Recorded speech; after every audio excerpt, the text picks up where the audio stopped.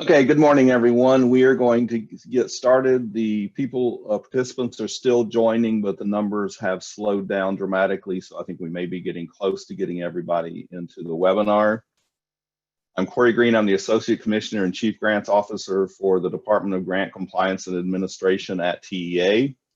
We're having several questions come in already about the slide deck, and will the slide deck be posted today? The slide deck is not available yet, as honestly, this slide deck was still being edited at 9:23 a.m. this morning. You'll remember the governor only announced this program on Wednesday, and we have done a lot of work to turn this around in less than 48 hours to have it available. The slides will be posted to the TEA website later in the day, but they are not available now before the training. So there is a website on the Grant Compliance and Administration Department, and Matt will put that website into the chat feature so that you can see how to access it. And the slide deck will be posted on that web page later this afternoon.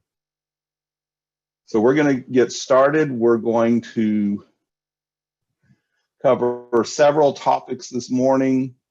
We're going to talk about an overview of the actual coronavirus relief funding, which is the fund source for this reimbursement program. It is very different than the ESSER funding you are accustomed to working with.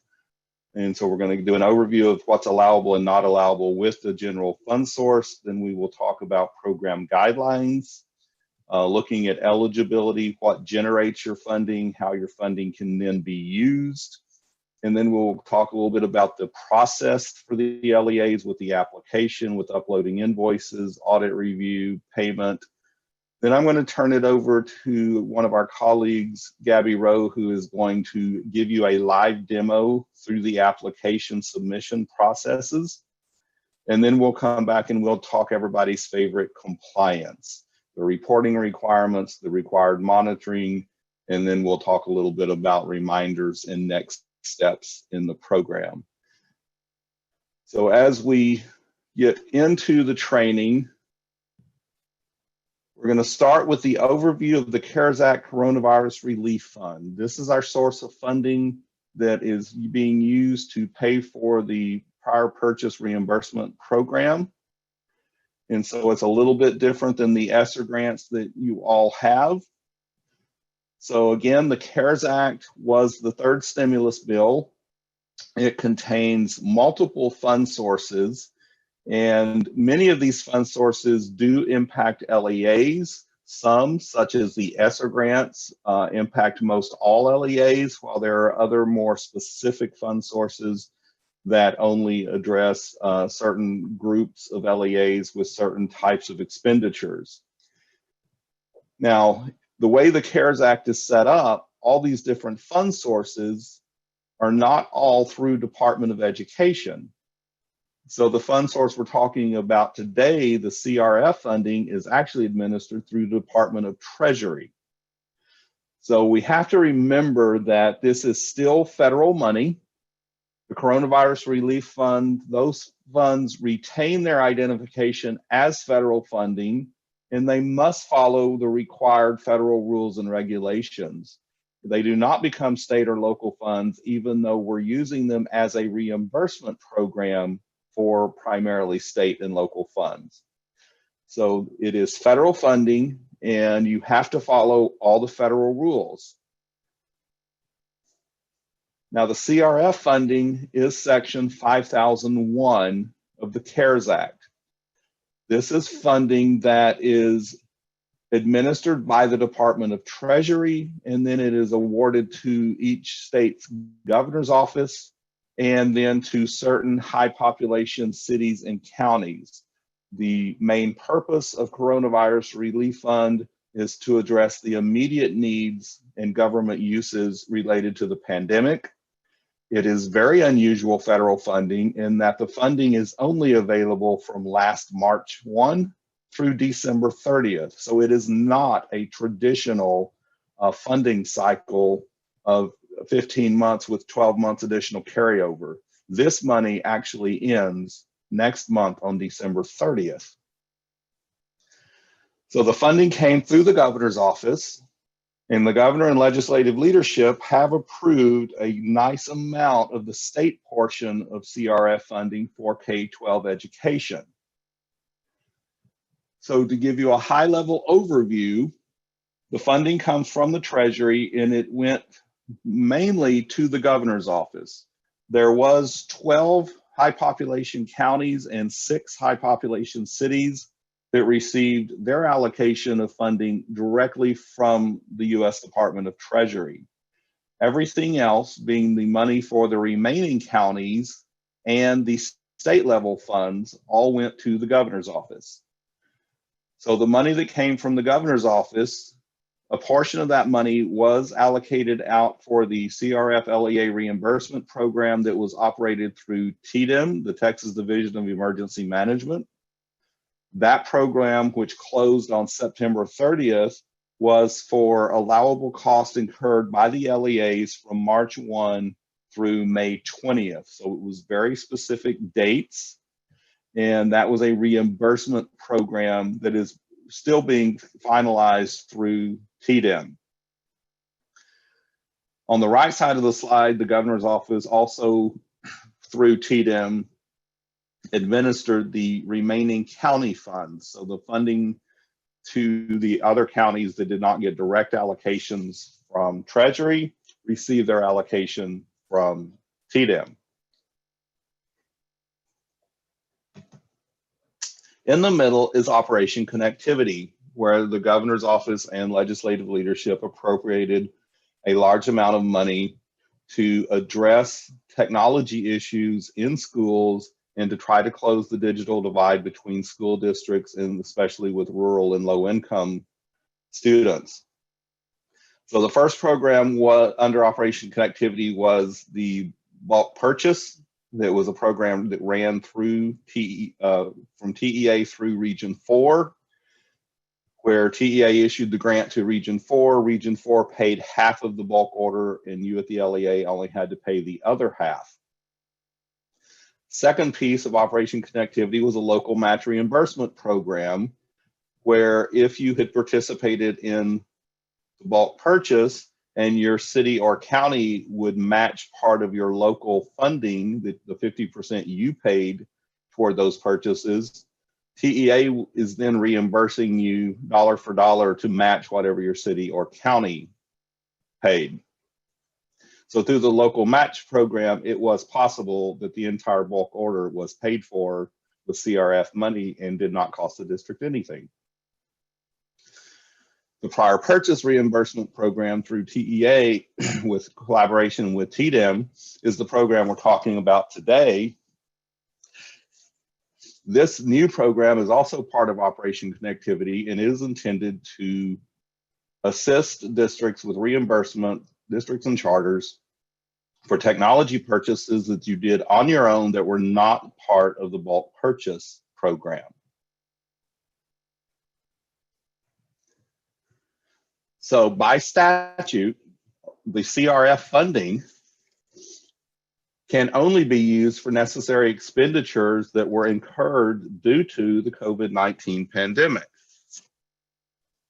They must be allowable costs that were not accounted for in the most recently approved budget on March 27th.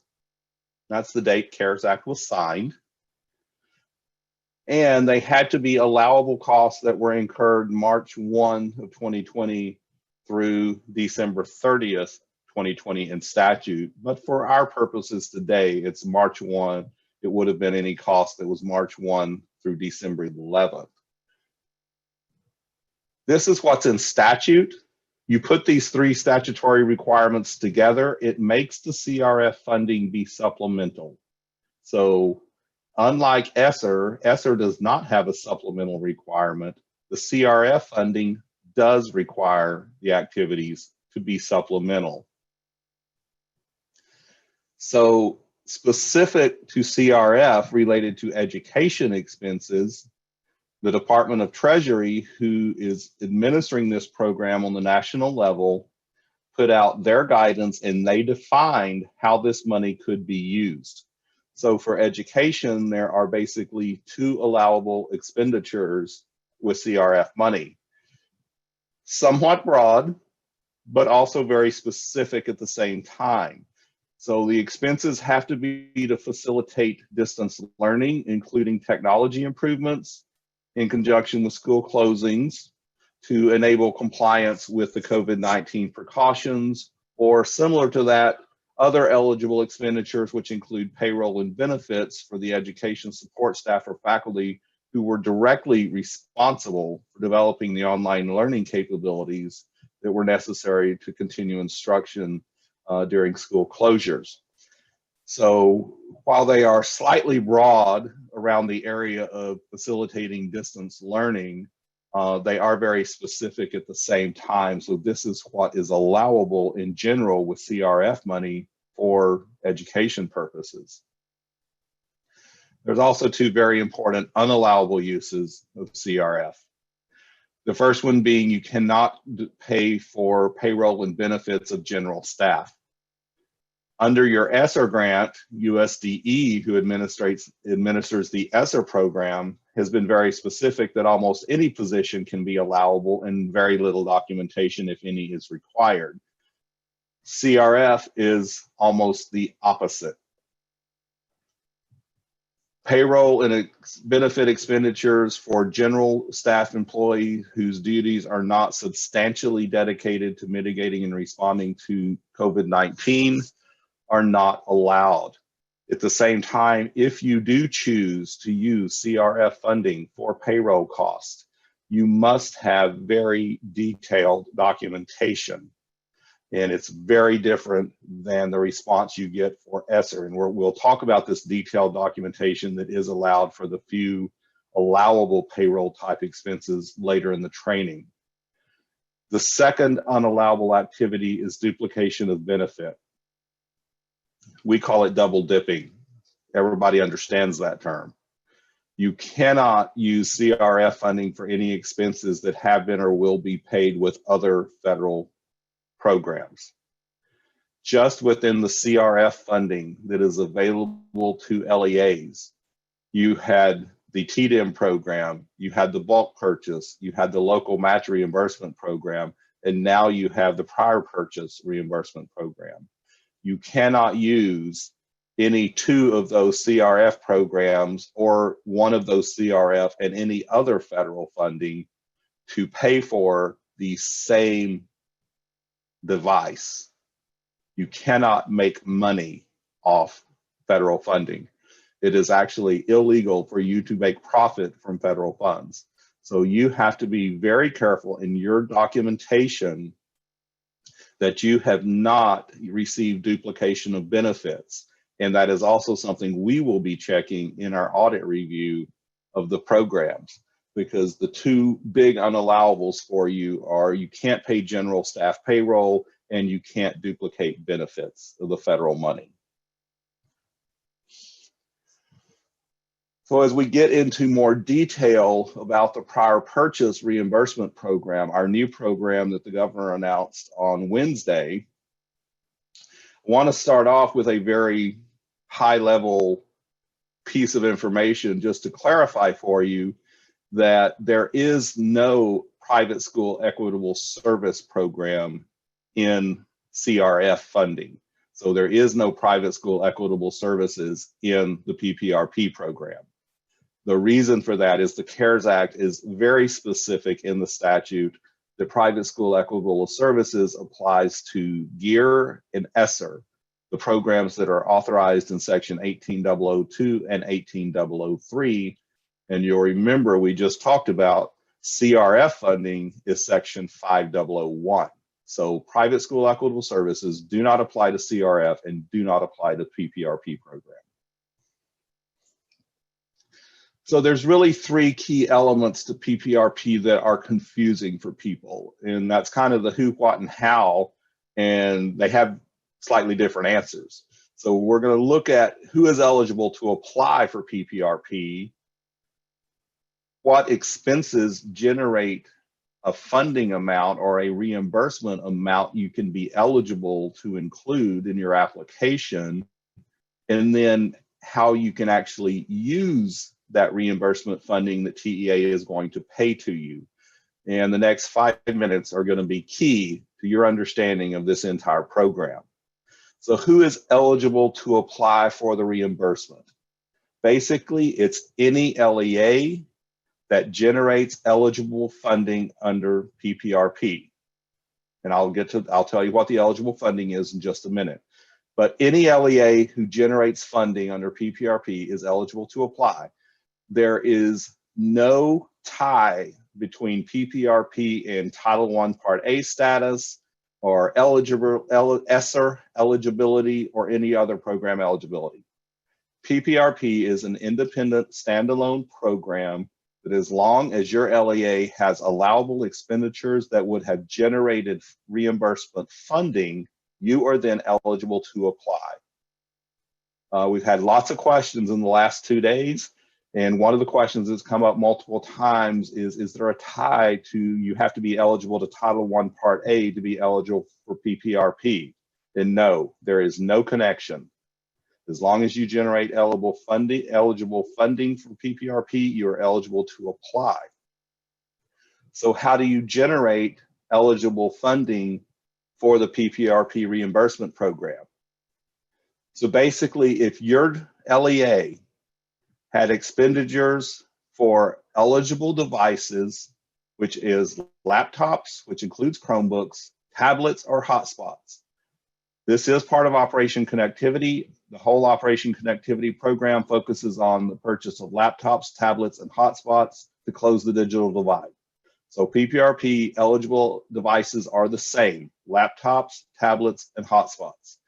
So if you purchased laptops, tablets, or hotspots separate from your Operation Connectivity TEA bulk order purchase, and those expenditures incurred May 21st or after, you are generating a reimbursement amount for PPRP.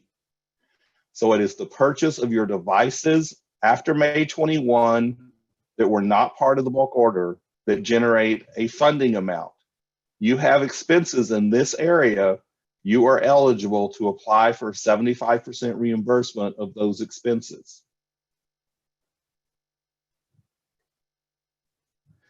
Now, you generated the money because you purchased eligible devices after May 21st. You go through the process and you get a reimbursement from TEA. How can you actually use that reimbursement money? Now, first off, it's a reimbursement, so if possible, you reclassify your original expenditures with the federal reimbursement, and you're freeing up that state and local funds that you originally expended. However, we do realize we are not in a perfect world. The pandemic's not a perfect world, and the timing of stimulus money is not perfect. So due to your fiscal year closes, many of you will not likely be able to actually reclassify those original expenditures because they were in your previous fiscal year, perhaps. So if due to the timing you cannot reclassify those original expenditures, you still get the reimbursement amount that your purchase of devices generated, but you can't reclassify those costs. So now you have to use the money for one of the two allowable CRF expenses that we talked about earlier. So if you can't reclassify the original expenditure, you have to use the money for some type of allowable expense to facilitate distance learning, which includes your technology, or those other eligible expenditures, which could include payroll and benefits. I have to caution you about using this money for payroll. And I'm going to diverge a minute, and I'm going to talk about an issue that has already come up in the TDEM reimbursement program. You'll remember on the big colorful chart, a piece of this money went to TDEM for a reimbursement program to LEAs for costs from March through May 20th. And only about half the state took advantage of that program and applied for reimbursement under that program. One of the issues that has come up, even though it has a little bit broader allowable uses, than our Operation Connectivity programs. One of the things that's come up is when people are trying to use the CRF money for payroll, people are thinking about it and treating it like ESSER. ESSER payroll from the Department of Ed is very different. Almost any position is allowable to be paid with ESSER. And because anything can be allowable, USDE has said you don't need very much documentation of those payroll costs. Remember, CRF funding is about the opposite. It is very specific, and your documentation for payroll costs and payroll charges will be very specific. You're going to have a job description that shows the detailed responsibilities that are responsible for distance learning type activity. So you're going to have to tie the job description to this allowable activity. You're going to have PARs, personal activity reporting documentation, that shows the number of hours the staff member is using on these specific responsibilities.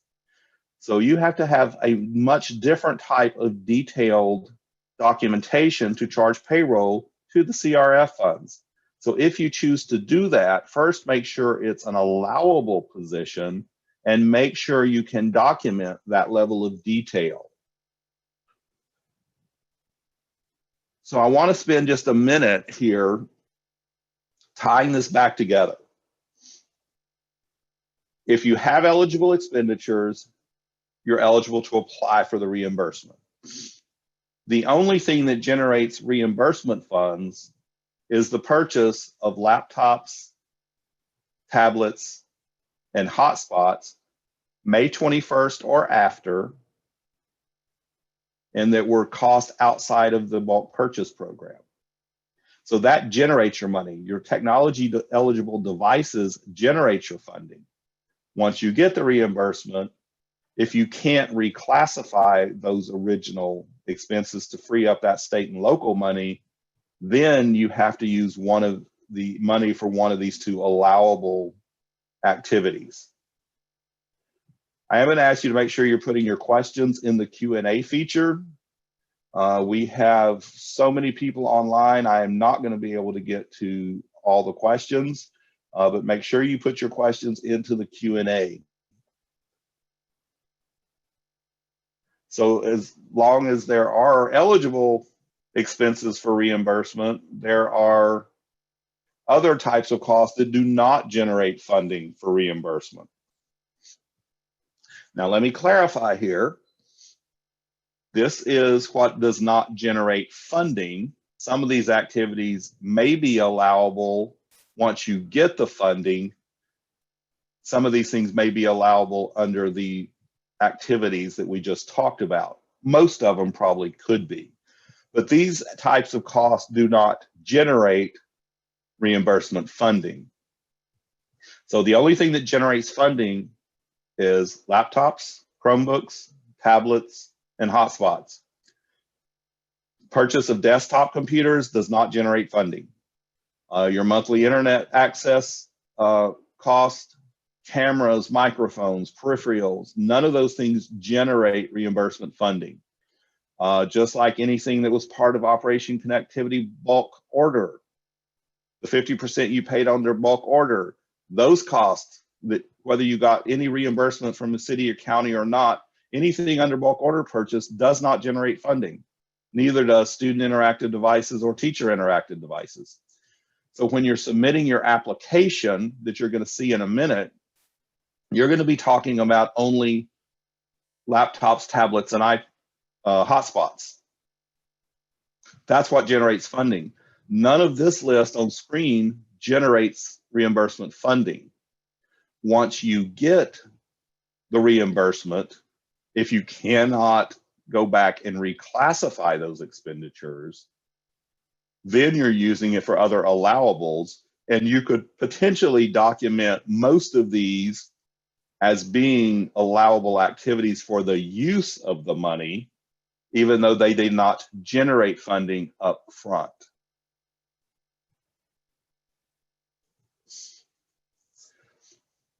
So I mentioned it earlier, You're going to submit in your application all the allowable device purchases to generate your funding amount for the reimbursement. You may receive 75% of what you expended and submit to us as your reimbursement amount. So you will get reimbursed for 75% of the total expenditures you submit in the application, as long as you don't exceed the maximum reimbursement that is calculated for your LEA. Now, you need to be aware that that 75% reimbursement amount may be ratably reduced or it may be ratably increased. It's all going to be dependent on the applications we receive and how much you're requesting for reimbursement. We have, in the governor's announcement, $420 million for this program. If our survey data are accurate, we will run out of money before everybody applies, and we will not be able to have enough funding to reimburse 75% to everybody. So it is very important that you apply early and that you have all your documentation ready when you submit that application. Because this 75% reimbursement amount may be ratably reduced or it may be ratably increased. If it's like the TDIN program and half the state doesn't bother to apply for the reimbursements, we may have money left over, in which case, after we do the whole process, we will calculate an increased amount and we could come back and give you maybe another 5% reimbursement. So maybe in the end, you got 80% reimbursed instead of 75. I really don't expect that. We did a lot of survey data back during the summer. We think we know what cost you're incurring in these technology areas. We expect it's going to be the opposite, and that we may have to ratably decrease the 75%. To try to address this, we have put the application in 3 application periods. Completed applications are going to be prioritized and processed in these 3 application periods. The reimbursement percentage may vary between these 3 periods. We expect that we will fund the full 75% reimbursement for every application that comes in from today, when the application opens this afternoon, through December 1st. Second application is December 2nd through 7th. We may be able to fund 75% reimbursement, or we may have to ratably reduce that percentage in that 2nd week period. The last week of December 8th through 11th, we fully expect it will be a prorated reduction below that 75%. Because as I said, we feel we very well could run out of money in this program if the whole state applies and if our survey data are correct. So you need to pay attention. You need to consider applying as early as you can and get your application and get your documentation submitted. So I mentioned a maximum reimbursement. In this program, there is a calculated maximum reimbursement per LEA. So you may receive the greater of $300 per economically disadvantaged student or $50,000. So this formula, very simply, is $300 times the number of economically disadvantaged students you have in your LEA. That equals your maximum reimbursement amount. If your maximum reimbursement is below the $50,000 threshold, we simply round your maximum up to $50,000. So what does this look like? A district that has 3,010 economically disadvantaged students, we would multiply $300 per economically disadvantaged student times that 3,010. Your maximum reimbursement is $903,000. But remember, you're only going to be reimbursed 75% of the total expenditures you submit in the application. So to receive that maximum $903,000 reimbursement, your LEA would actually have to submit $1.2 million in expenditures to receive that 75% and to receive your maximum $903,000. So there is a maximum, but you still must provide documentation of eligible expenditures to get the 75% reimbursement that would equal that maximum. Let's look at the opposite. A small district that only has 100 economically disadvantaged students. Your calculation of $300 per economically disadvantaged student equals $30,000. Well, we put a floor of $50,000 if you have eligible expenses, so we would round that up to $50,000. In that 100 economically disadvantaged students now gives you an allocation of $50,000. So it was less, we rounded it up to $50,000, but again, you're only going to get 75% of what you submit. So if you don't submit at least $66,667 in expenditures, you would receive less than that $50,000 floor. So it is a little complicated because we have a maximum reimbursement that has a minimum in it. So what you need to remember, $300 per economically disadvantaged student or $50,000, whichever is greater. There are some key dates that we're going to pay attention to in this program.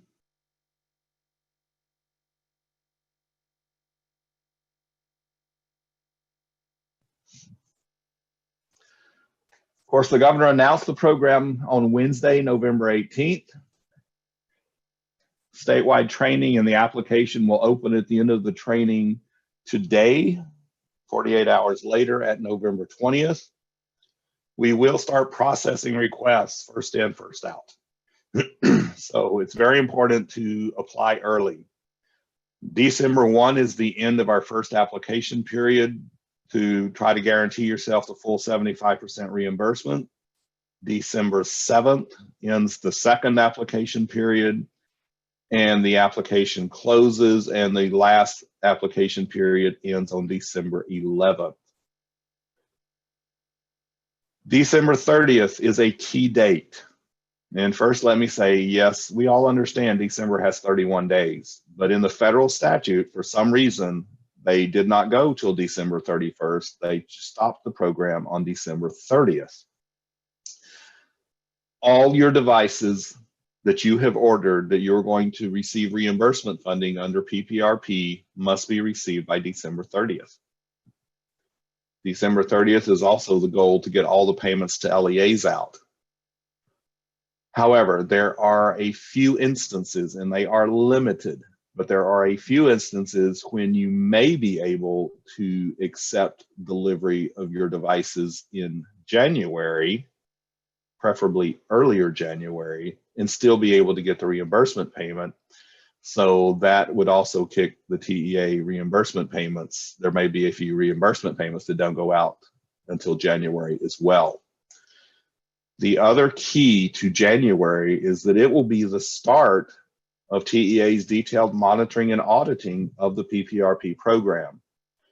We will be doing an audit review as part of the application process, but it is really pertaining to making sure your devices that you submitted to generate funding for reimbursement are allowable. In January, we'll start reviewing and monitoring the actual use of the money. So remember, we had who's eligible, what generates the funding, and how do you use the funding. The application process audit review will look at eligibility and what generated the funding. In the spring, starting in January, we will review how you used the funding to make sure you used the money you received as an allowable activity. So we're going to go into the actual process that you can expect of how you're going to apply for the money. So we start on the application. You will submit an application. The application will open and become available after noon today when this training ends. And you must request the application through an email, just like we did with the other Operation Connectivity programs. You will then submit the dynamic online forms.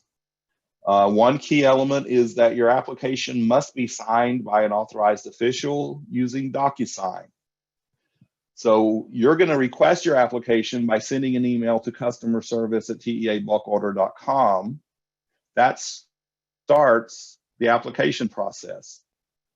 You must submit that email after 12 p.m. today when this training ends. Some of you guessed or got inside information that this is how you would request the application.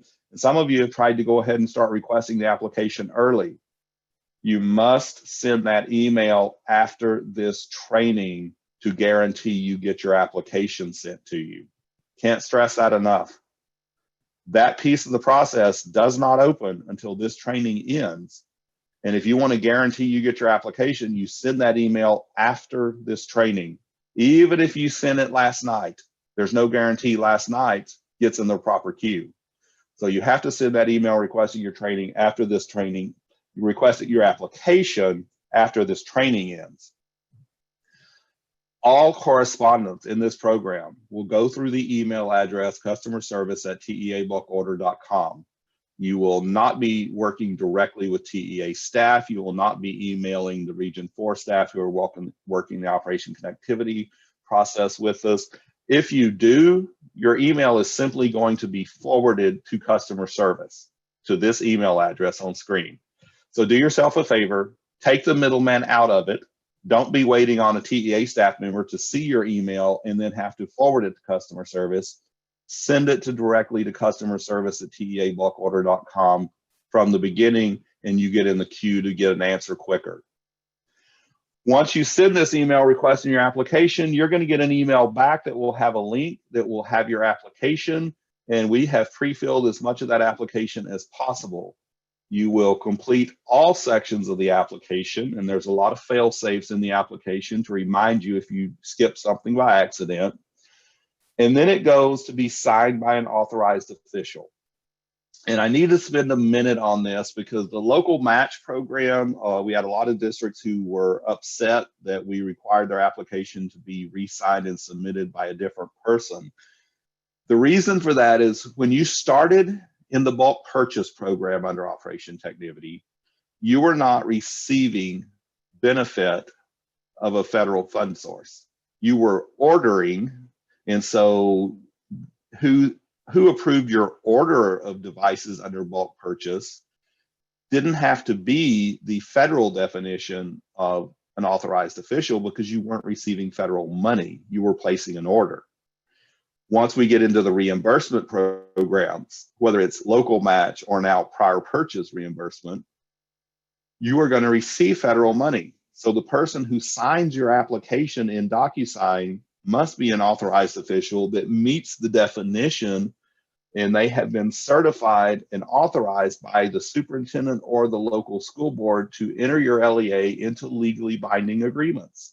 And they're certifying to a statement in federal regulation, and some of you have seen this before, but they're signing and certifying that everything is correct, accurate, the expenditures, the disbursement, the cash receipts, they're all for purposes that are in the terms and conditions of the federal award. And they're also certifying their OI that false, fictitious, or fraudulent information or the omission of any material information can subject them to criminal, civil, and administrative penalties for fraud, false statement, false claims, or otherwise. You don't want to be signing this statement for federal money unless you are truly authorized to do so. That's the reason we have to have an authorized official who meets the federal definition for the reimbursement program. And so your IT director who may have authorized the initial purchase, but is not an authorized official under the federal definition, can't sign your actual application for reimbursement. So once you get the application submitted and it has been signed by an authorized official, you will then have to go to step 2, which is to upload all the invoices or billing statements. And these are the invoices of the eligible laptops, Chromebooks, tablets, hotspots, the devices that generate the funding. That's the invoice you're going to be uploading as part of the application. We have to make sure there's no duplication of benefit again between the TDIM program, the bulk order program, the local match program before we pay this funding out. So at the end of the application process, you'll get that link. It'll take you to upload your expenditure documentation. We cannot approve your application until the invoices for those hotspots, tablets, laptops have been uploaded. And you only have until the closing period on December 11th to upload those invoices.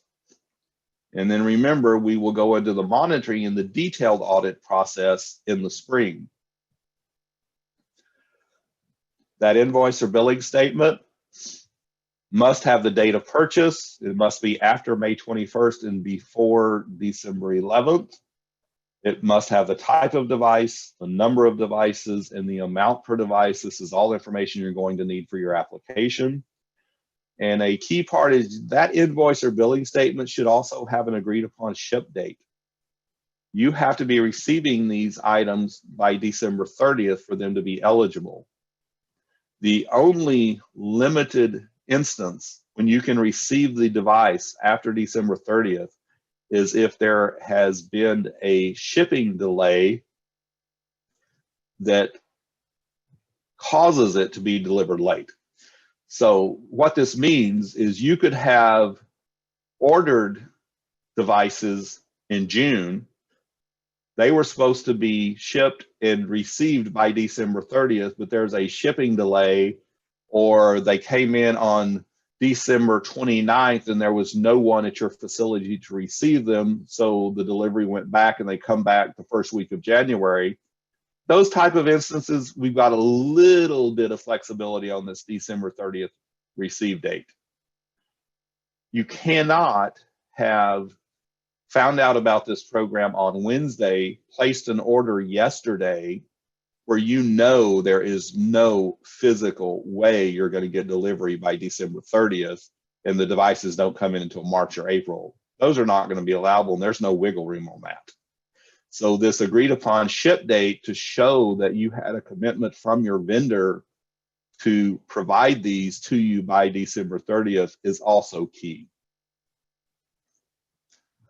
So the last part of the process, after you submit the application, you upload the required documentation, is you receive a payment from the agency.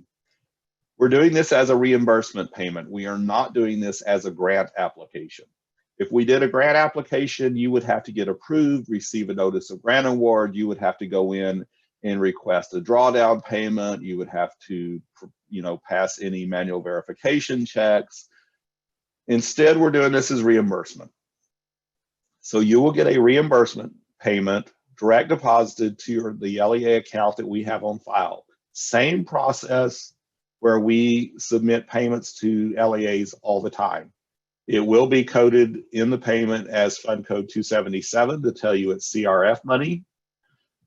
Your business office is totally knowledgeable of this payment system and knows how we send you payments.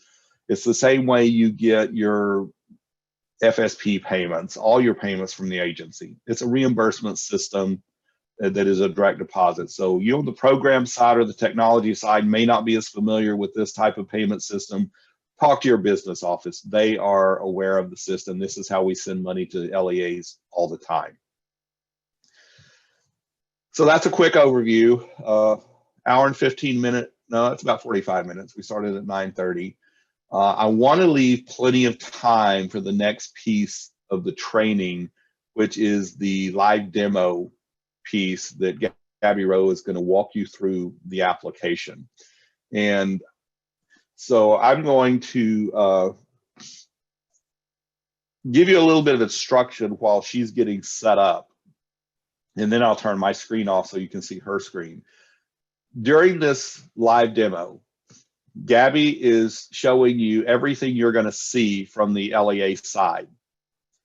To be able to do this, there are a couple of times she's going to go black screen because she has to go into the backside of the system and prompt something to happen so that she can show you just one slide after another, the process. So don't worry. If her screen goes black, it's because she's having to prompt the system to push something through real quick so that we can show you this live demo. And so I want to spend time on the live demo. The training is not over when Gabby finishes the live demo. We have to come back and talk about compliance. Now, what we're going to do is when she finishes the live demo, I'm going to give you a short break. And I know I'm going to lose half of you, that you're not going to come back and listen to the compliance, but we're also not going to answer questions until we get through the full training. So we're going to do Gabby's live demo, then we'll take a short break, then we will do the actual compliance piece and do Q&A.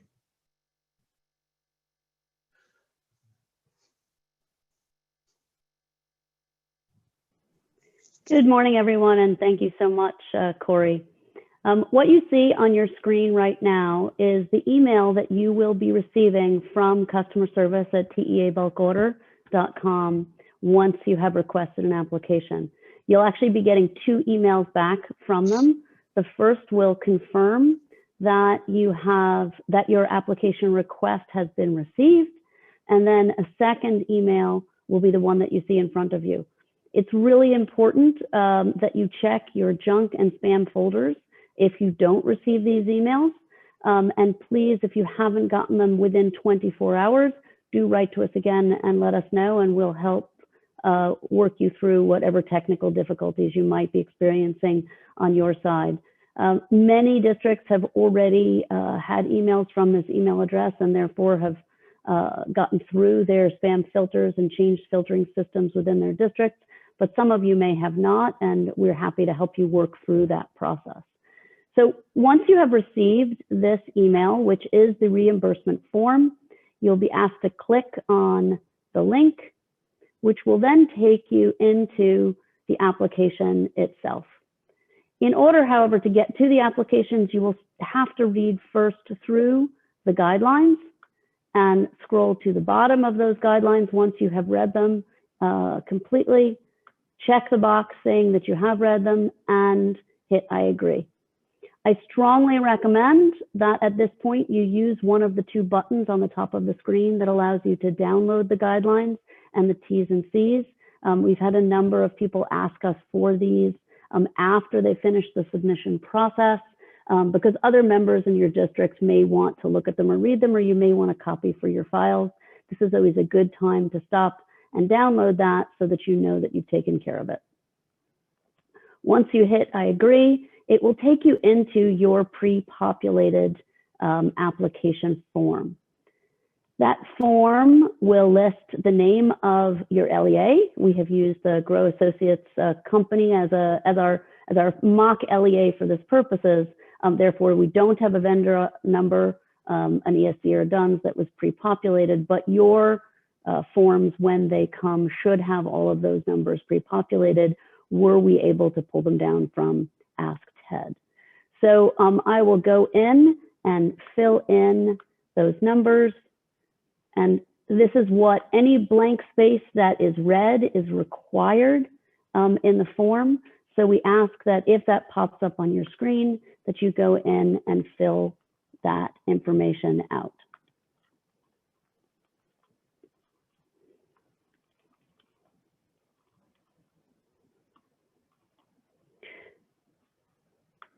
Again, if any of these red boxes are not complete at the end of the application, it will send you back up to the top.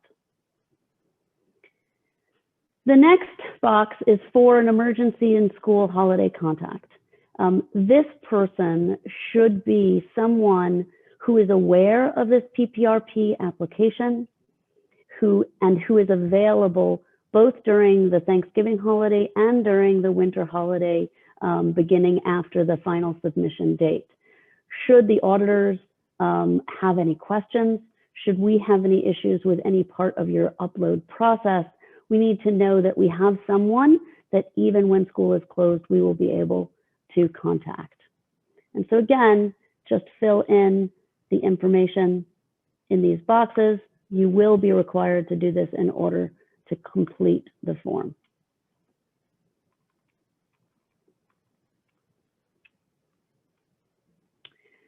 In the next section, you'll be asked to check the normal certifications that you would be asked in any other such form. And then we come to the authorized user section that Corey referenced earlier in the presentation. You will be given a drop-down menu of the authorized users that the TEA currently has on file who are able to be authorized signatories for a document of this kind for federal funds. If you pull up that drop-down and there is not a name on there that you would like to use as your authorized official that has been authorized, please email us at customerservice@teabulkorder.com and immediately let us know, as you will not be able to complete this application. It is not possible to type in to these cells. You can only fill it in with the drop-down menu. I will warn you, however, that this process does take time to authorize a new signatory, and therefore it will delay your application up to a week or more in the process if you are not able to use one of the authorized users in the drop-down. So we encourage you, if at all possible, to use one of those names. The process for that individual to sign the DocuSign is done entirely electronically, and I will be walking you through that process so that you can see how simple it is. So as you pick that name, the information that is on file with the TEA is populated into those cells, and again, you cannot change these. The next section is for the typical statutory questions that you would be asked to fill in an application of this kind. It is extremely important that you check all of these boxes. I'm going to leave one unchecked at this moment so I can show you at the end of the application what happens if you do not fill in all of the information and check all of the boxes.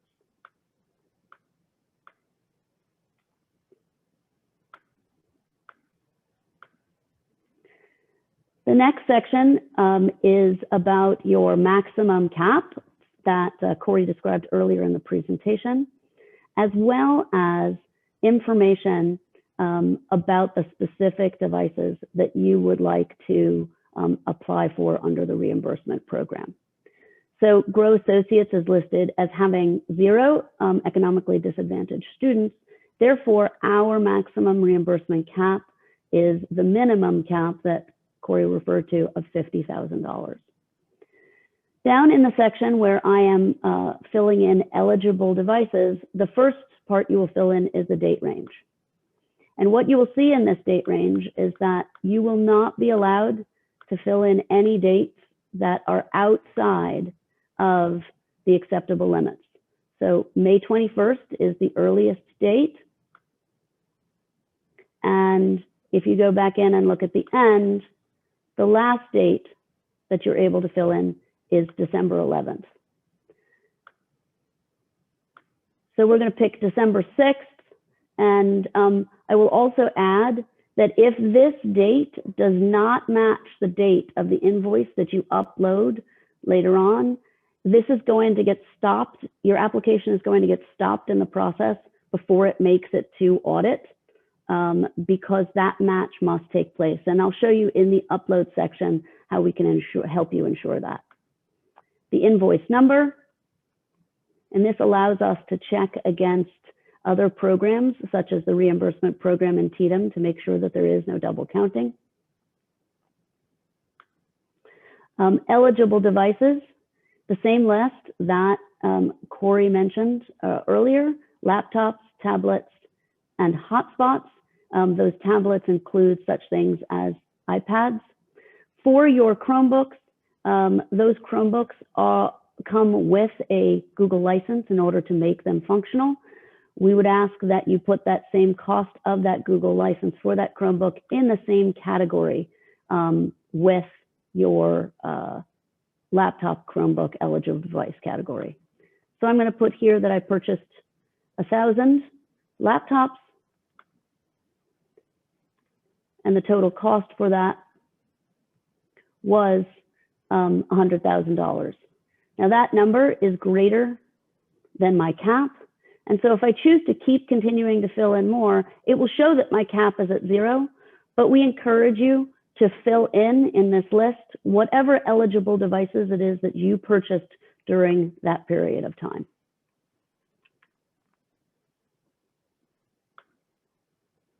I'm going to add 100 hotspots.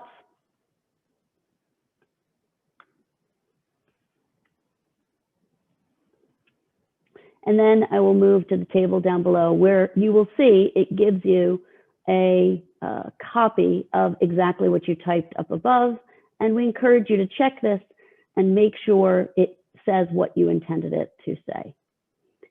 The next section focuses on allowable use of reimbursement funds.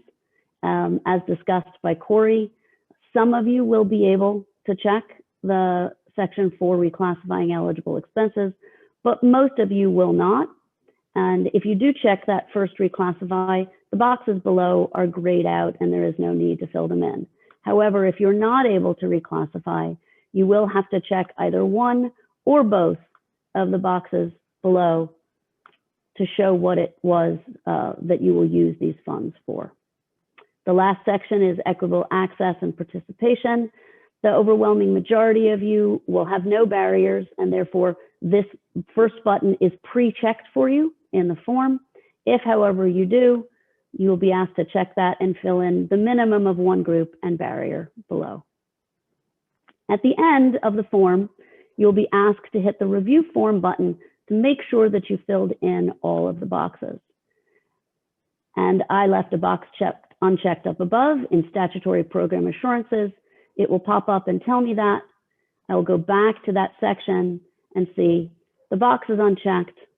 Therefore, I will click on it, go back down to the bottom of the form, and once again, hit review form. I did not enter requested reimbursement amounts for eligible devices. So let me go back to that form and see what it is that I left. I didn't fill in a date for my second invoice. Therefore, I must go back, fill in that date, go back to the bottom, hit review form. It's very tweaky about me this morning. Provide correct email. I did not hit the correct email form. And it will keep doing this on you until you get to the place where your application is complete so that we can avoid as many post-filing amendments as possible. Once your form is complete, this window will pop up and it will ask you to look at the filled in form one last time. I strongly encourage all of you to generate a PDF and download it on your screen of this form. If there is anyone else in your district that needs to look at this form before it is filed, this is a perfect time for you to do that. You can generate that PDF, print it before you have hit the submit button, and go back and make changes should you need to do so.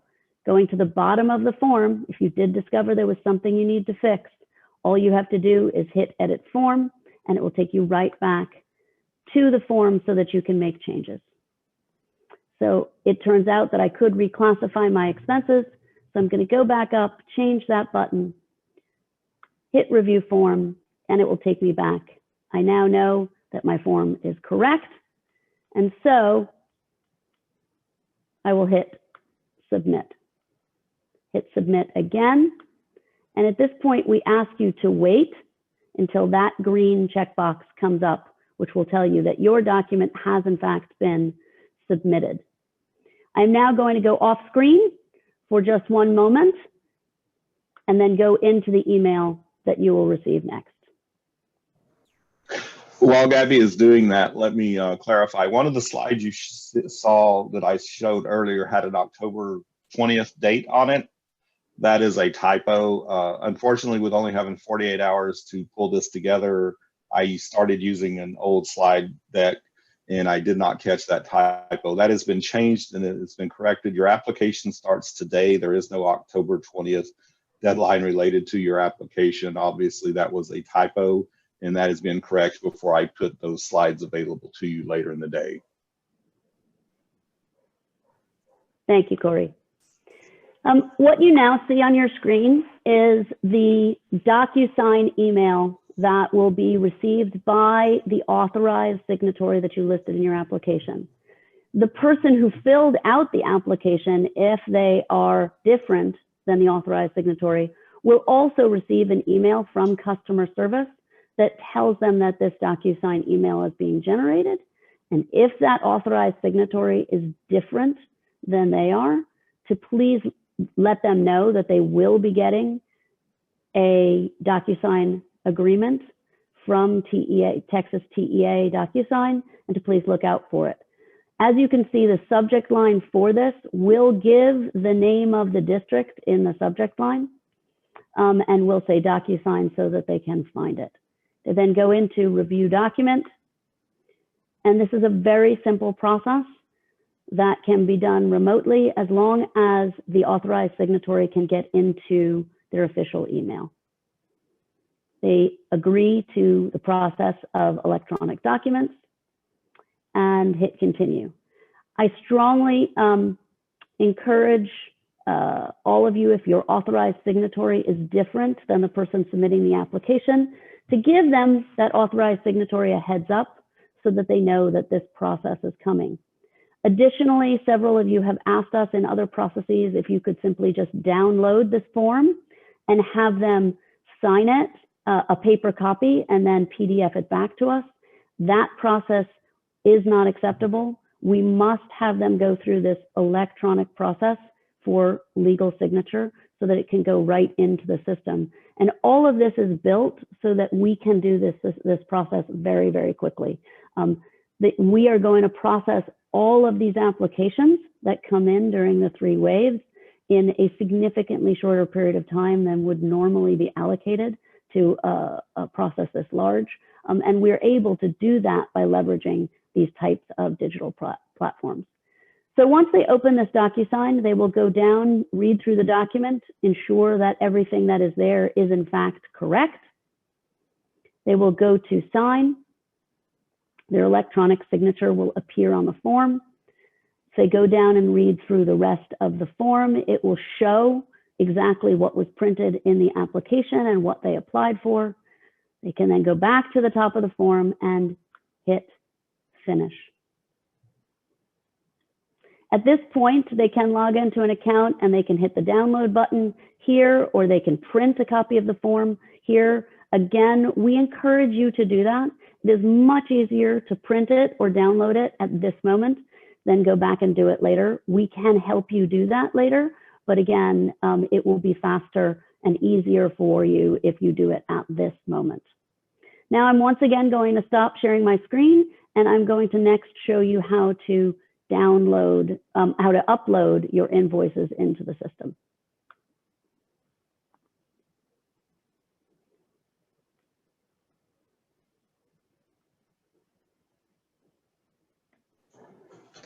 And while Gabby's doing that, let me remind you once again, if you have questions, please submit them in the Q&A feature, not in the chat.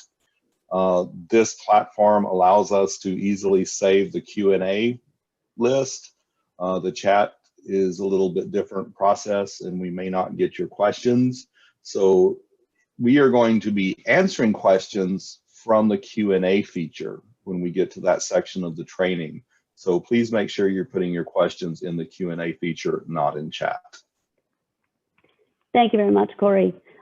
What you see on your screen now is the customer service at teabulkorder.com email that you will receive that will enable you to upload your invoices. The subject line, as you can see, specifically said uploads. It says upload documents form.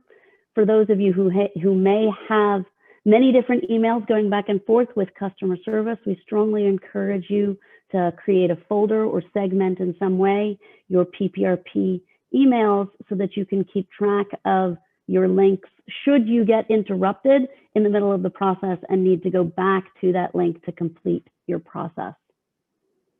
So once again, I will click on the upload link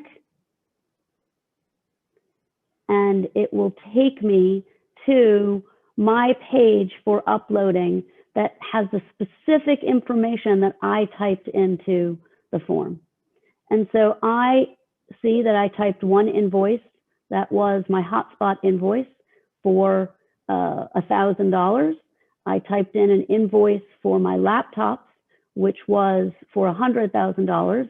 And now I have buttons that I can press to either upload an invoice or a billing statement. It is not necessary to upload both of these. The choice is given so that you can upload one or the other. There is no button here, though, for purchase orders and for other types of evidence of purchase. For this process, you must load either an invoice or a billing statement. So I am now going to upload my invoice, and I am going to upload the Operation Connectivity logo for my invoice for my hotspots. And I am going to upload the Grow Associates logo for my document invoice for my laptops. Now, you will need to upload the actual invoices that correspond both to that invoice number and to the date. The amount of money that you are asked to be reimbursed for may not match the total in the invoice, but we expect it to match an item on that invoice. We fully understand that you may be submitting invoices that have a number of other things on them other than the eligible devices. That is okay. Submit that invoice, but again, it must match the invoice number that you put in your application, and the date of the invoice must match the date that you entered into your application, and it must fall into the eligible range.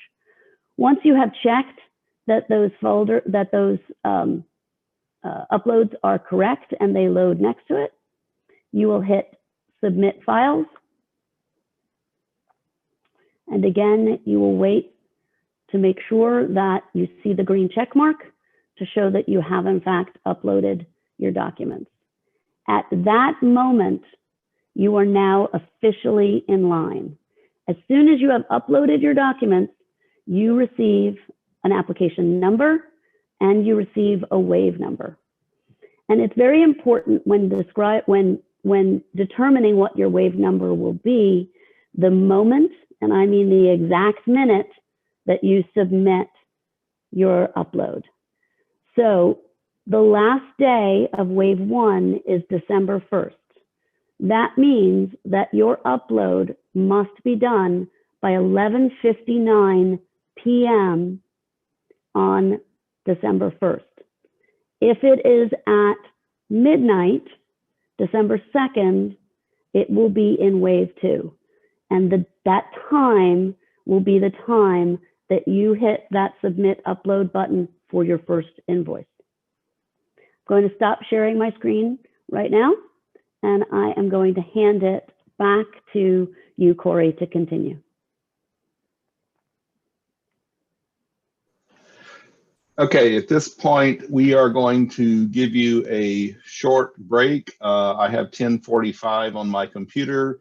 We're gonna give a 10-minute break and we will resume back at 10:55. We will talk compliance issues and we will answer Q&A for a little while once we finish the presentation. So at this point, we are going to break and I'll put a slide up saying we resume at 10:55.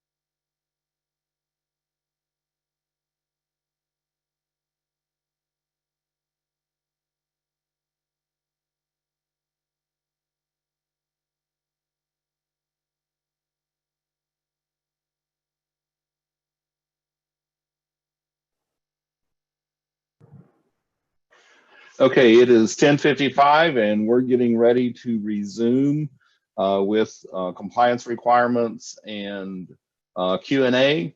During the break, did scroll through real quickly some of the 400 plus questions that you have submitted. There are a few common themes and we'll try to get through to those. Before we begin, I do want to let Gabby make a couple of comments on some of the things that we've seen and let her address a couple of things before we move into compliance and I lose more of you. Thank you so much, Corey. I did want to let everyone know that over the course of the last 12 weeks, we received about 26,000, received and replied to about 26,000 emails in customer service at teabulkorder.com. And we are going to continue to have extra staffing to cover your application requests over the next number of weeks. We ask, however, that you be patient for reply times. The customer service office is open from 7 a.m. to 8 p.m. Monday through Friday. There will be a skeleton staff on weekends, but you should expect a 24-hour delay in replies over the weekend. We will have extra staff on this weekend, knowing that there may be many people who will want to be submitting their applications late today or through the weekend into Monday and Tuesday. And we will have a full staff working next week, but please be patient. We imagine that there'll be quite a few of you writing to us in very short order. So we appreciate your patience and we promise we will get to each and every one of your emails. Thank you. Yeah, so just a little reminder, remember there's 1,200 of y'all, there's not 1,200 of us. So we actually get to you absolutely as quickly as possible. So as we move into talking about program compliance requirements, we lost a good 300 of you during the break. Glad to see there's still 1,700 of you going to stay for the most intriguing part of the conversation. Anytime you accept federal money, you accept a lot of compliance requirements. And of course, CRF and this reimbursement program is no different. So there will be monitoring, guaranteed. This is stimulus money. There will be monitoring and it will occur from the federal level, from the state level, and you should also be looking at your projects and monitoring your internal controls from a local level. So at the federal level, there is specific stimulus money for the Office of Inspector General to monitor. And this is a Department of Treasury program. And as I've often said, Department of Treasury is one of the strictest federal agencies for giving subawards. So we fully expect Department of Treasury will be monitoring the governor's office because this money goes to the governor's office first. We hope that our K-12 education projects from the governor's office are not selected, but they likely will be when you look at the total amount of money that is being funded for K-12 through all these different projects. But at the federal level, you can expect Office of Inspector General, you can expect programmatic monitoring from the Department of Treasury, and there is actually a clause in the CARES Act that says any other federal agency charged with compliance can also monitor and audit the CARES Act stimulus money. So when we look at state monitoring, beyond what the Office of the Governor may do, since we are subawards from the governor's office, we are required by federal regulation at TEA to monitor any subawards with federal grants or federal funds that we subaward out. This will be in two parts. There will be fiscal monitoring. It is primarily going to be desk reviews. There is always the potential for an on-site review. Now, I will say during the pandemic, I am not sending my staff out for on-site reviews right now, and we would not do an on-site review unless it was absolutely necessary. But fiscal monitoring will look at several things. It will be looking at the use of funds in the spring, how you actually turn around and use the federal reimbursement that you get through this program. We will also be doing programmatic validations, targeted compliance checks, sometimes the programmatic side of how you use the reimbursement funds, validating the number of devices that you purchased and were reimbursed for, monitoring to make sure that you actually received the devices within the allowable time frame. Those types of things are all going to be under programmatic validation, which is more targeted monitoring. At the local level, when you add up any amount of money you've received under CRF, that would be anything from TDM if you applied for that program, the value of the benefit you got from bulk order from TEA, anything you got from your county or city for local match or TEA's local match to the bulk order purchase, and anything you get under PPRP. These are all programs that were funded under CRF. So you will need to look at that total amount of CRF funding you may have received, because for some of you, that amount may be enough that it makes CRF a major program and part of your independent auditor's review for this fiscal year. Others of you, it may not be a major program, and your independent auditor may or may not look at these programs. It's all CRF funding under Fund Code 277. So when you look at the aggregate, depending on how you've participated in the different programs or not, it may or may not be part of your independent auditor's review for this fiscal year. At a minimum, federal requirements, federal regulations require you at the local level to implement internal controls and be self-monitoring to ensure you are implementing those internal controls that you have in place, that you are implementing the policies and procedures that you have in place. You self-monitor those things, you identify your own issues, and you correct them before TEA identifies those issues. It's always easier in a TEA monitoring report if you have already identified the issue and made the correction. So you want to be self-monitoring at the local level as well.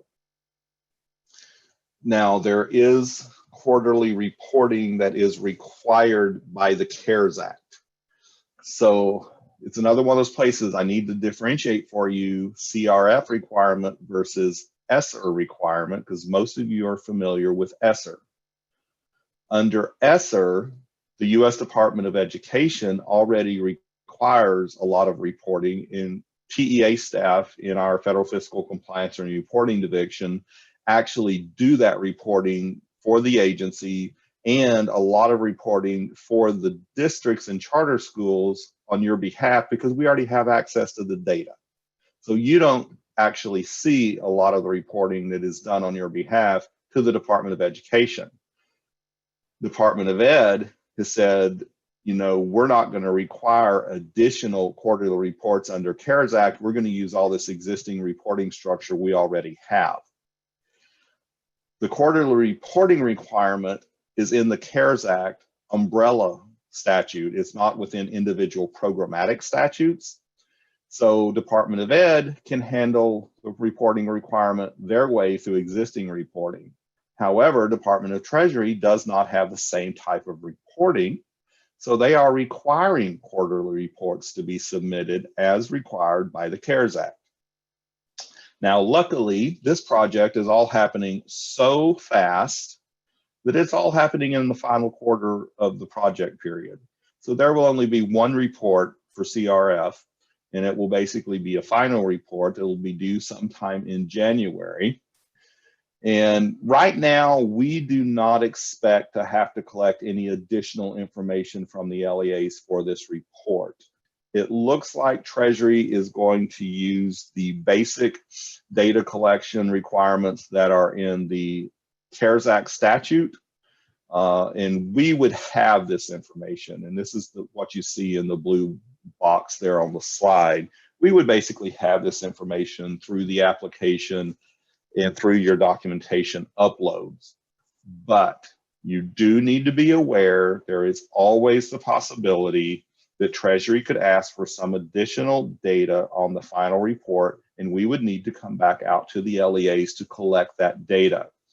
Now, here is the issue if that happens.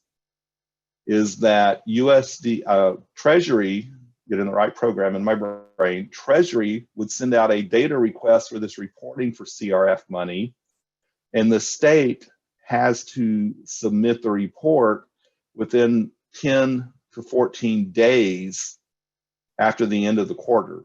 So like this report is going to be due to the federal government like roughly the 15th of January. So if they send out additional data, that comes down from the governor's office to TEA. We just figure out we don't have that data. We have to ask the LEAs for it. It's going to be a very short turnaround. And you would have only a few days to submit that data back to us. We would only have a day or two to be able to aggregate all that data and report it back to the governor's office, who has to aggregate our projects with everybody else and get it back to Treasury roughly by the 14th or 15th of January. So don't want to worry you on this, but I do want you to be aware there is a small possibility we could have to come back and ask for additional data for this quarterly report. We're hoping not, and right now all we've seen is the basic data that we know we already have. So remember, there are compliance requirements, as we said from the very beginning of this presentation. This is federal money, regardless that it's being used to reimburse state or local funds. It is still federal money, and all federal regulations and requirements do still apply. Have some basic questions. Some of you heard the commissioner yesterday in his 3 o'clock superintendent update talk about this program. There were several questions submitted to him during that phone call. I've either worked those questions into the slides already, or I've got several of them in this section here at the end.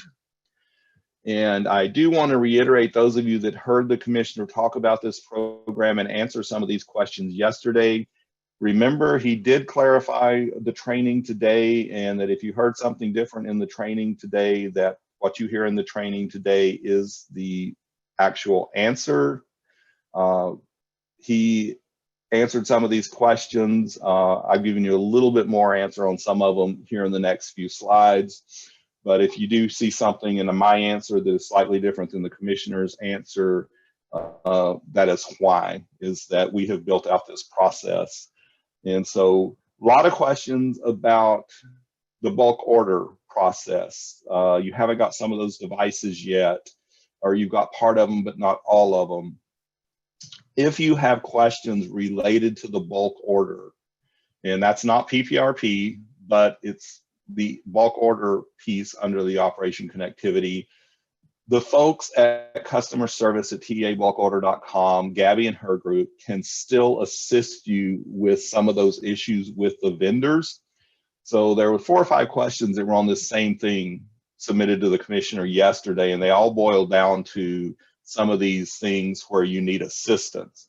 So I'm going to ask Gabby to chime in a little bit here and address how they can help you in some of these circumstances.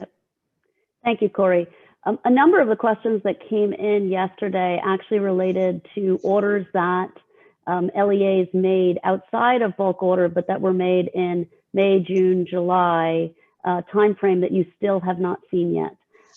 We do have some wonderful partners at the OEMs and distributors. We also are aware of devices that are now coming into the supply chain. So please send us an email at customerservice@teabulkorder.com if you have not seen your deliveries. We can't guarantee that we will be able to help you for those deliveries outside of bulk order, but we have to date been able to help several districts with those challenges. So please do reach out to us, and we'll see if we can be of any assistance there. Great, thanks, Gabby. So got questions about, do purchases under the local share of Operation Connectivity bulk order qualify for the PPRP reimbursement? And the answer to that is no. The bulk order was a separate program. How that program was run, you already got at least 50% of that bulk order paid through TEA through the bulk order. and you may have got additional funding from CRF through your city, county, and TEA's local match program. So the answer is no. Purchases that were done under the TEA bulk order program, the first phase of Operation Connectivity, they do not generate funding for eligibility for PPRP. They've already been addressed basically through CRF funding, and so they are not an eligible piece of the PPRP program. Can you purchase additional hotspots or devices after your bulk order purchase was received? Yes, you can order additional devices if those devices can be received by December 30th, and then they may be eligible for PPRP. If you're really asking about can you order additional hotspot or devices through the bulk order program for those discounted rates, then the answer is unfortunately no. That bulk order program has closed several weeks ago, and so it's not available to purchase additional items through bulk order, but you can always purchase additional items if you can get them received by the December 30th, and you may be able to have those qualify for PPRP. Gabby, you have anything on this? Yeah, and once again, because we are keeping such a close eye on the supply chain from all of the distributors, we do know what devices are coming into the country and not spoken for yet. So if you do have an urgent need, again, let us know at customer service. We may be able to help you. We do not guarantee we'll be able to help you, but we may have some information at least and can give you direction as to where to go.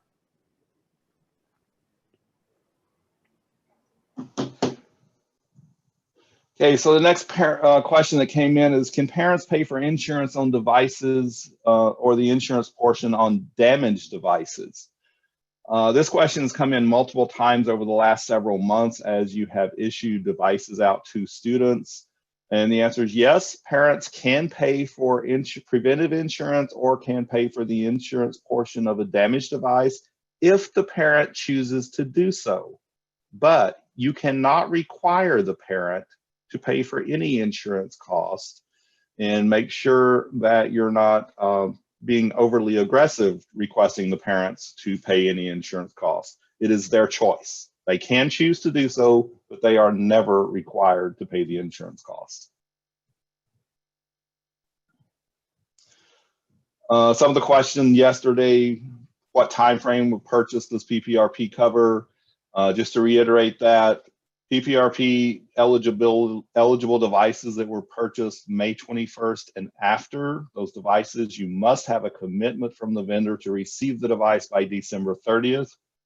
Again, if your shipments are delayed, the customer service team may be able to assist you in working with some of the vendors, as Gabby has said.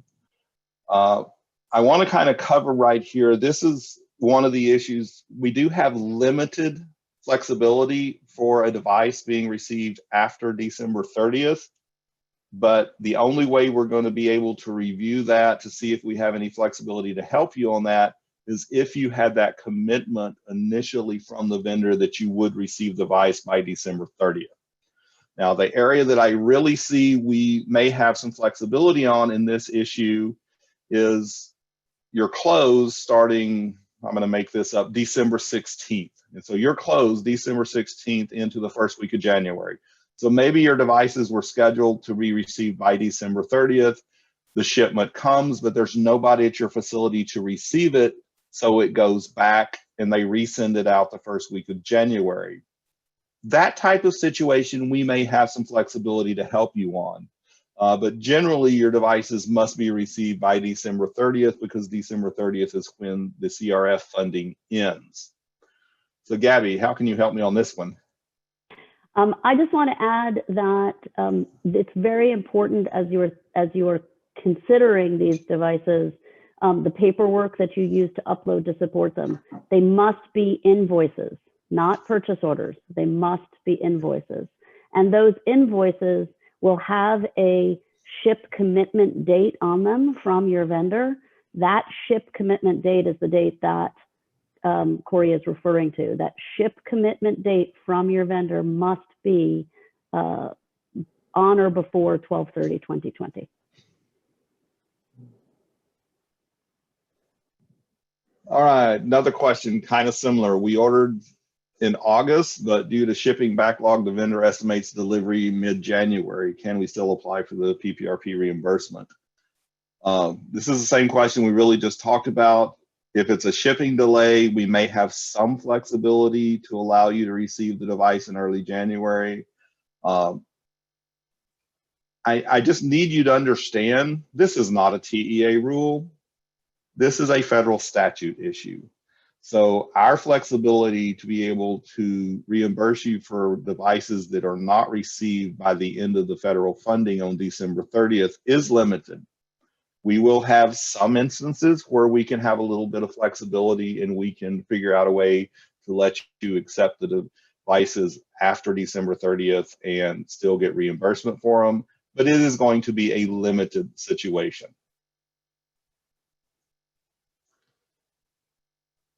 A question about ordering early, but due to the total cost, you agree to a lease purchase type payment plan over multiple years. Can you still apply?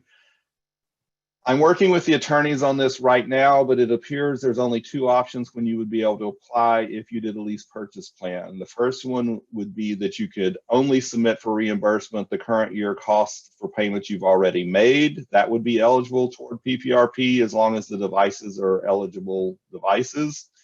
Second option is if you can pay off the lease purchase now and then apply for your full 75% reimbursement of that full amount of the purchase.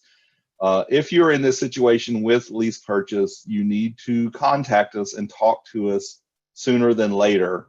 And I am still working with the attorneys to figure out a way to make this all work out, but there is a way to make it work, but we need to hear from you sooner than later. Send it to the customer service email.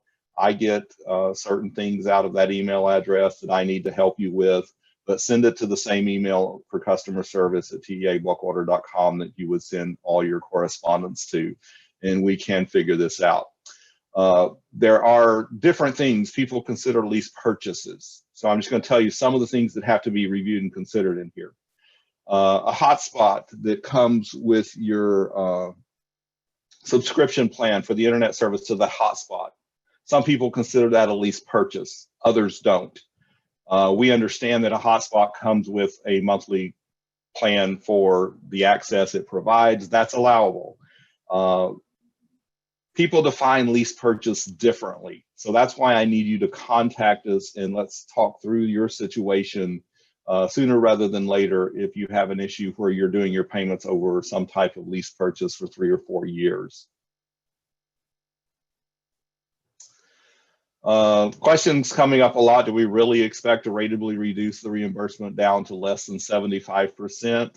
Yes, we really do think that if our survey data are accurate, that the request can exceed the 420 million we have appropriated. So we do want you to get those applications and documentation uploads in quickly so that you can get in the first round and so that we know a little better how much funding that people are going to request. There's also a question about next steps. What are the immediate steps your LEA needs to be taking? So as soon as this training is over, you need to be emailing customer service at teabulkorder.com to request your application. Even if you've already done so before we started, make sure it's in the appropriate queue. So you submit that email requesting your application once the system opens, and that's when this training ends. Make sure you've identified that emergency contact person that Gabby was showing you in the application. This has to be someone who is going to be available during Thanksgiving and Christmas holidays, and they're going to answer that cell phone number that you give us. You can rest assured this will not be the first time I've called the superintendent on their cell phone on a holiday. This is funding, and this is important, and the timeline we're on is very short, so we do need that emergency contact person. It needs to be someone who will answer the phone or respond back to us, and someone who is knowledgeable of the application and can get in contact with the appropriate people within your district. Make sure you notify your superintendent or who else, any other authorized official that's going to be signing that application, that they will be signing through DocuSign. And then very importantly, be collecting, organizing those invoices and or billing statements that qualify and show your eligible devices purchases for this program. So even if you're not ready to get the application, or you sent that email as soon as we finish the training and you get in the queue to get your application sent to you, you can still start working by getting your invoices ready and making sure you have the electronic copies that you can upload. A couple of other key reminders. All communication for the program does go through the customer service email, customerservice@teabulkorder.com. Anything we at TEA send will be copied. That puts all the email, all the documentation tracking in the one CRM system.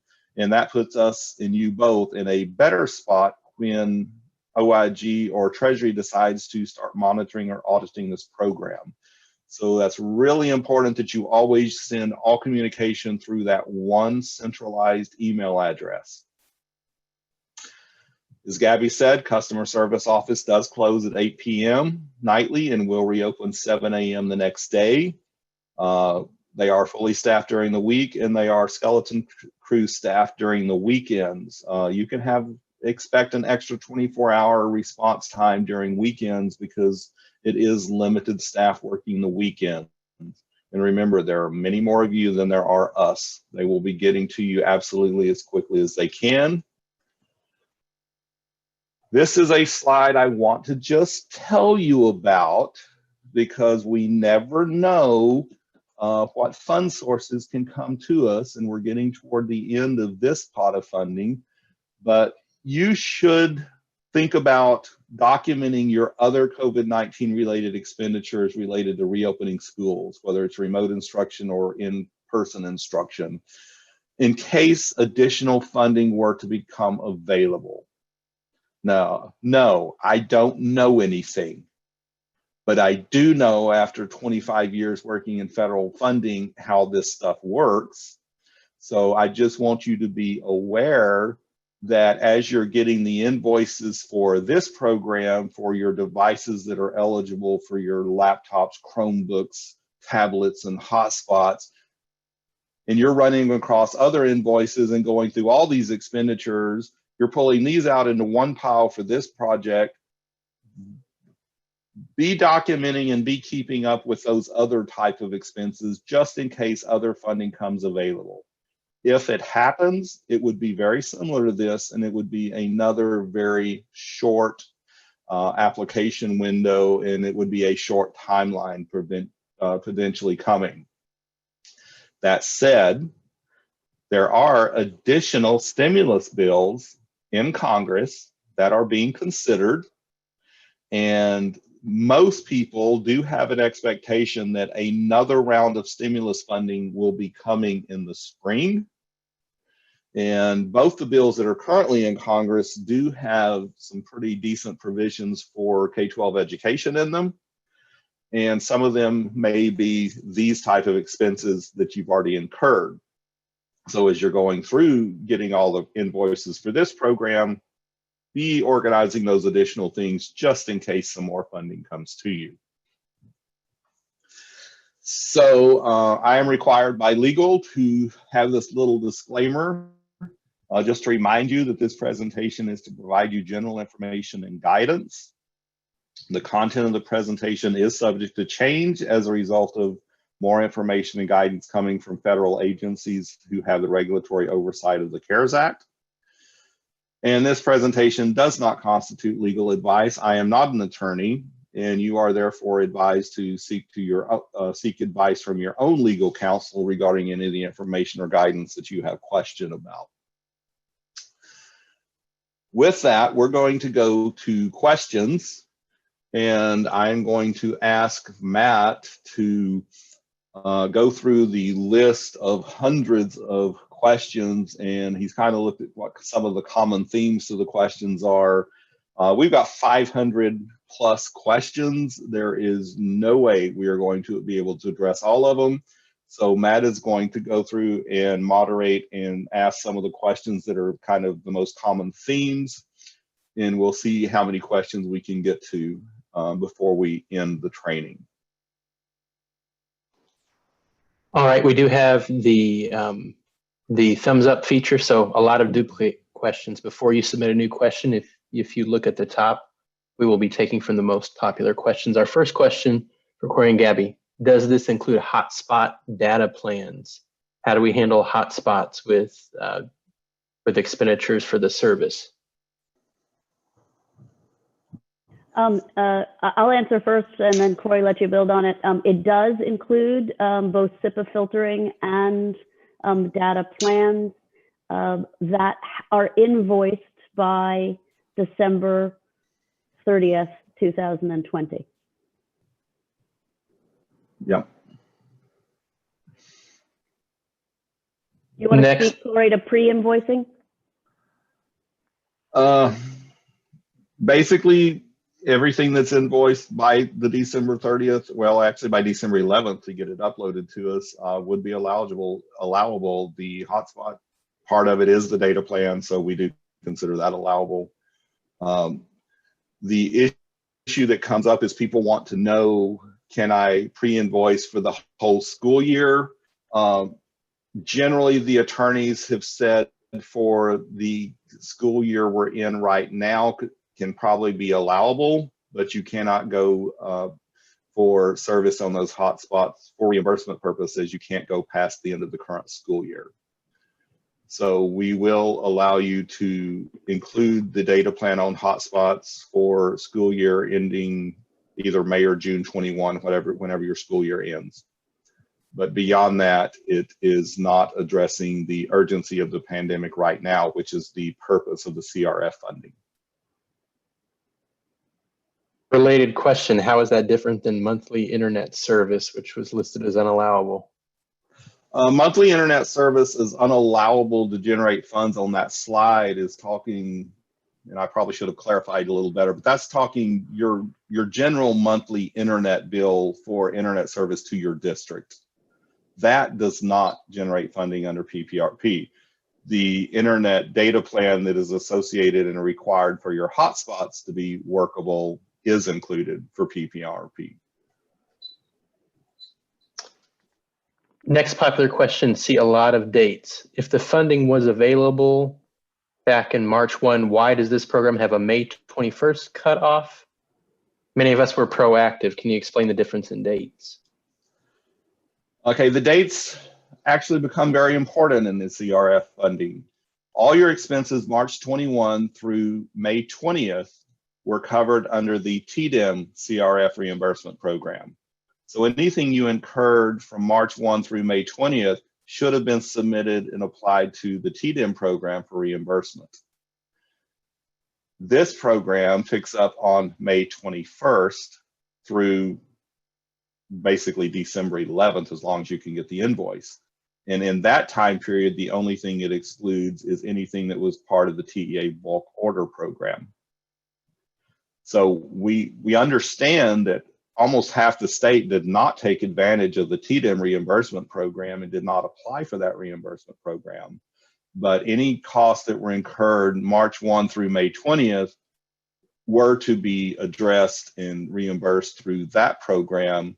This program starts on May 21st. So you look at the continuum of May 1 through December 30th, there was a CRF program available to cover the whole date range, but the programs have specific date ranges that they were effective. So that's why this program starts May 21st. Next, we'll probably answer many questions. We are talking a lot about eligible devices. Have a lot of questions about, does this include Zoom, learn management systems, laptop carts, cases? Can you please restate the devices and expenditures that are eligible to include to generate reimbursement, and only those that are eligible? Okay, the only devices that the cost of those devices generate funding for the reimbursement are the purchase of laptops, which includes Chromebooks, tablets, and hotspots that occurred May 21st and after, and were not part of the bulk order program. Those are the only devices that generate funding for the reimbursement.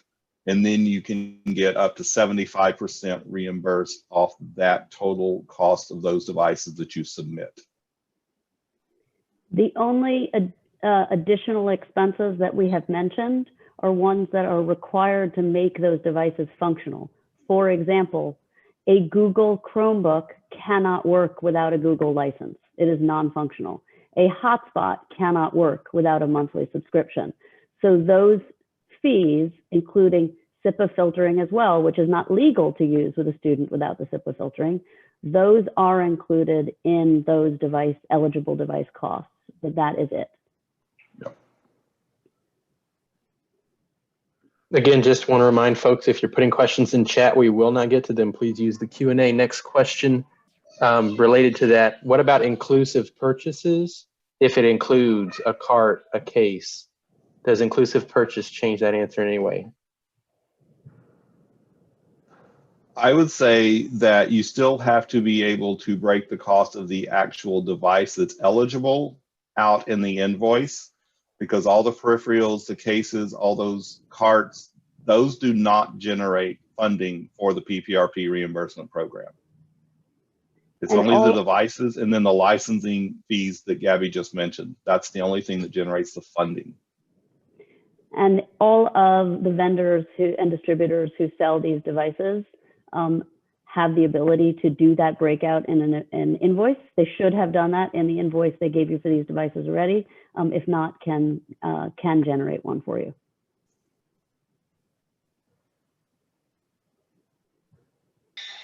Related to that, we're talking about monthly costs associated with hotspots. How, in keeping with that theme, how do we handle monthly recurring costs that continue to go on beyond December, or leases or any agreements with payments beyond December? Those payments would only be allowable for the things we mentioned earlier, those licensing and fees related to the Chromebook or the Google license or the data plan for the hotspot. And as I said, you can only charge those as allowable costs to generate reimbursement through the end of the current school year. Corey, what if we used Title I funds to purchase these devices we're going to claim in the application? Okay, if you used Title I or even ESSER grant funds to purchase these devices initially because you didn't know this program was going to exist, you do have an option that you can amend your Title I application or amend your ESSER application to remove those devices from that federal grant application, and then you can include them and submit PPRP reimbursement for those devices. However, you got a timeline you have to deal with. You have to submit the amendment to that other federal grant application to remove the devices from that federal funding before you submit the application to PPRP to get reimbursement for them. Now understand, in our office, grant applications, we process all the originals for the start of school before we process amendments. So you would submit that Title I or ESSER amendment today. It's not going to be processed and approved before you need to submit the application for the PPRP reimbursement. But the key is that you have submitted that amendment, and then you can turn around. If you submit that amendment today, you can turn around and submit your PPRP application on those devices tomorrow, because the timeline is still there. The auditor can verify you amended and took those devices out of the other federal grant before you applied for the CRF reimbursement, so you don't have a duplication of benefit. But you must amend those applications to remove the devices out of your federal grant before you submit this application for reimbursement under CRF.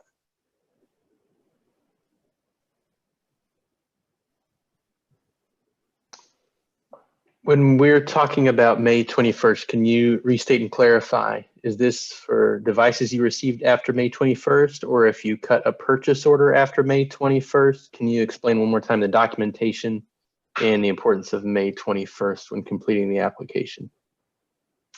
In the application, you are counting eligible devices that you incurred the cost May 21st or after. So incurring the cost means you obligated the funding for those devices. So you have to have documentation, and this is going to differ a little bit district by charter, how you document that you incurred the cost. So you placed the order, you incurred the cost for those devices May 21st or after. And then you have to have a invoice to be able to submit. That invoice, if you've got an invoice, you should have an expected agreed upon shipping receipt date. And you should have that date that you will receive those by December 30th. Saying how you documented that you incurred the cost May 21st or after is a little bit different depending on LEA. Because at a minimum, you have to have some documentation showing you committed the funding to that purchase. At the same time, we fully understand you can issue a purchase order and then you can turn around 3 days later and cancel that purchase order, and you have no commitment that you incurred any cost. So it's a little bit different depending on your LEA policies and procedures, but you must have documentation that fits your procedures to show that you incurred the cost May 21st or after for the purchase of those eligible devices.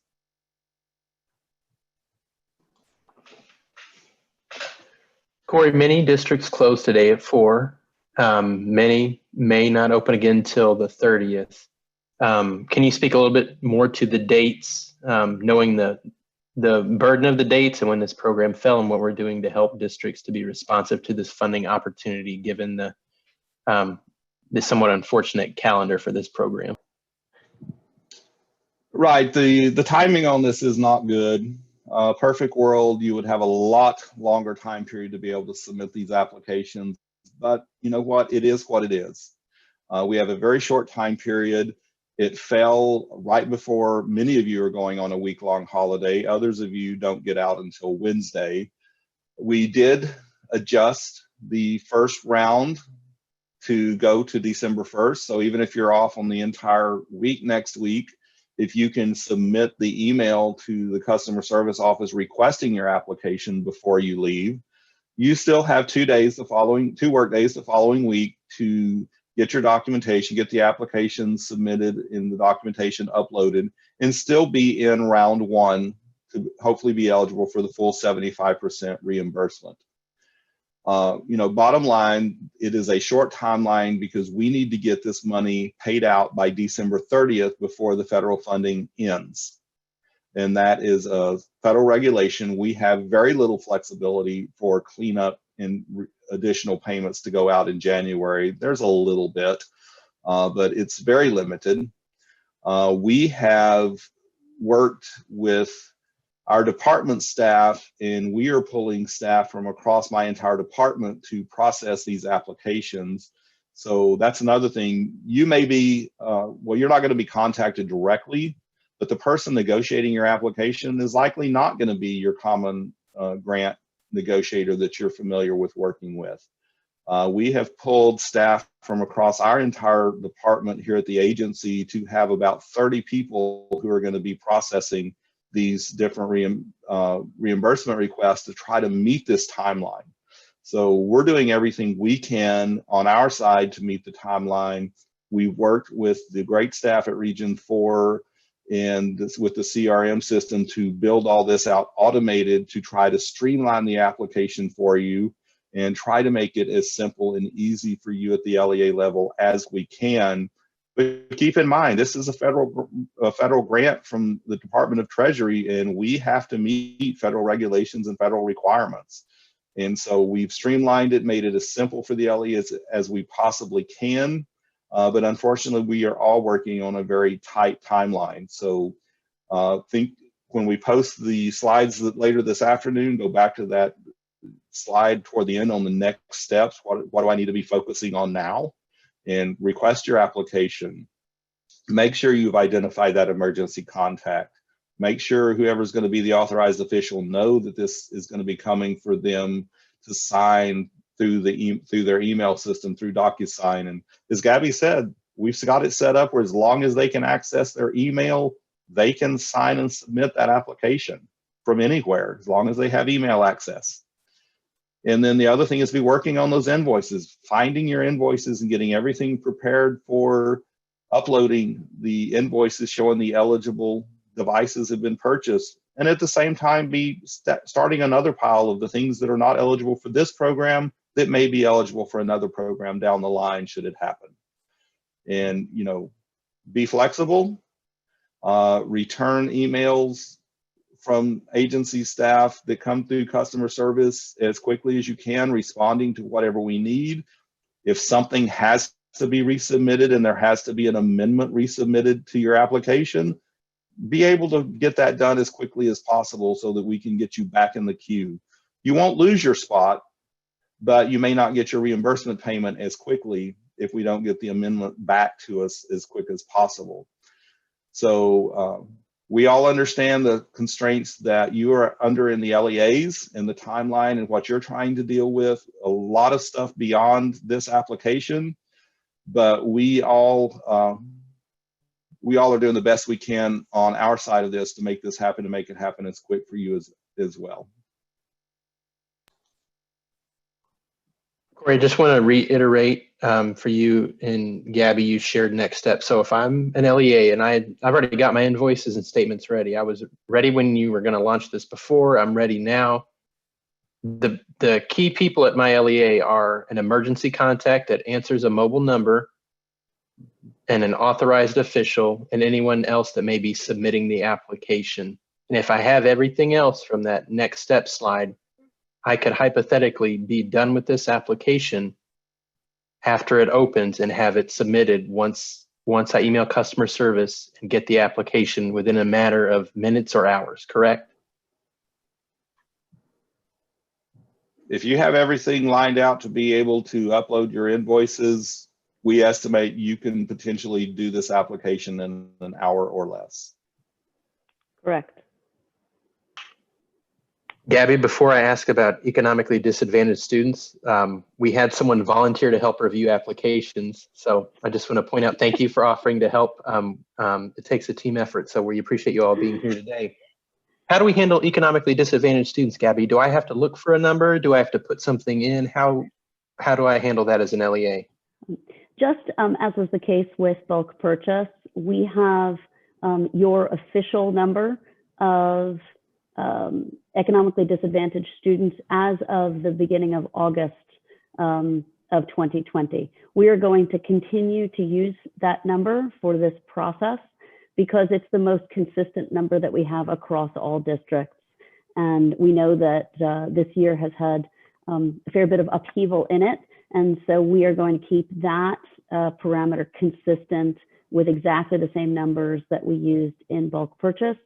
And for those of you who did not participate in bulk purchase, we're going to pull the same number, the date from this exact same date that we did for everyone else so that it's consistent. So I will let me just add, TEA provided that data to Gabby to upload into the system the same way we gave her your vendor ID, your DUNS number, all that information, including your economically disadvantaged student count, has all been uploaded from agency staff. And whether you agree or disagree with that number, what you can be comfortable with is that we pulled that number on a certain date and everybody across the state is being treated the same way using the same data source.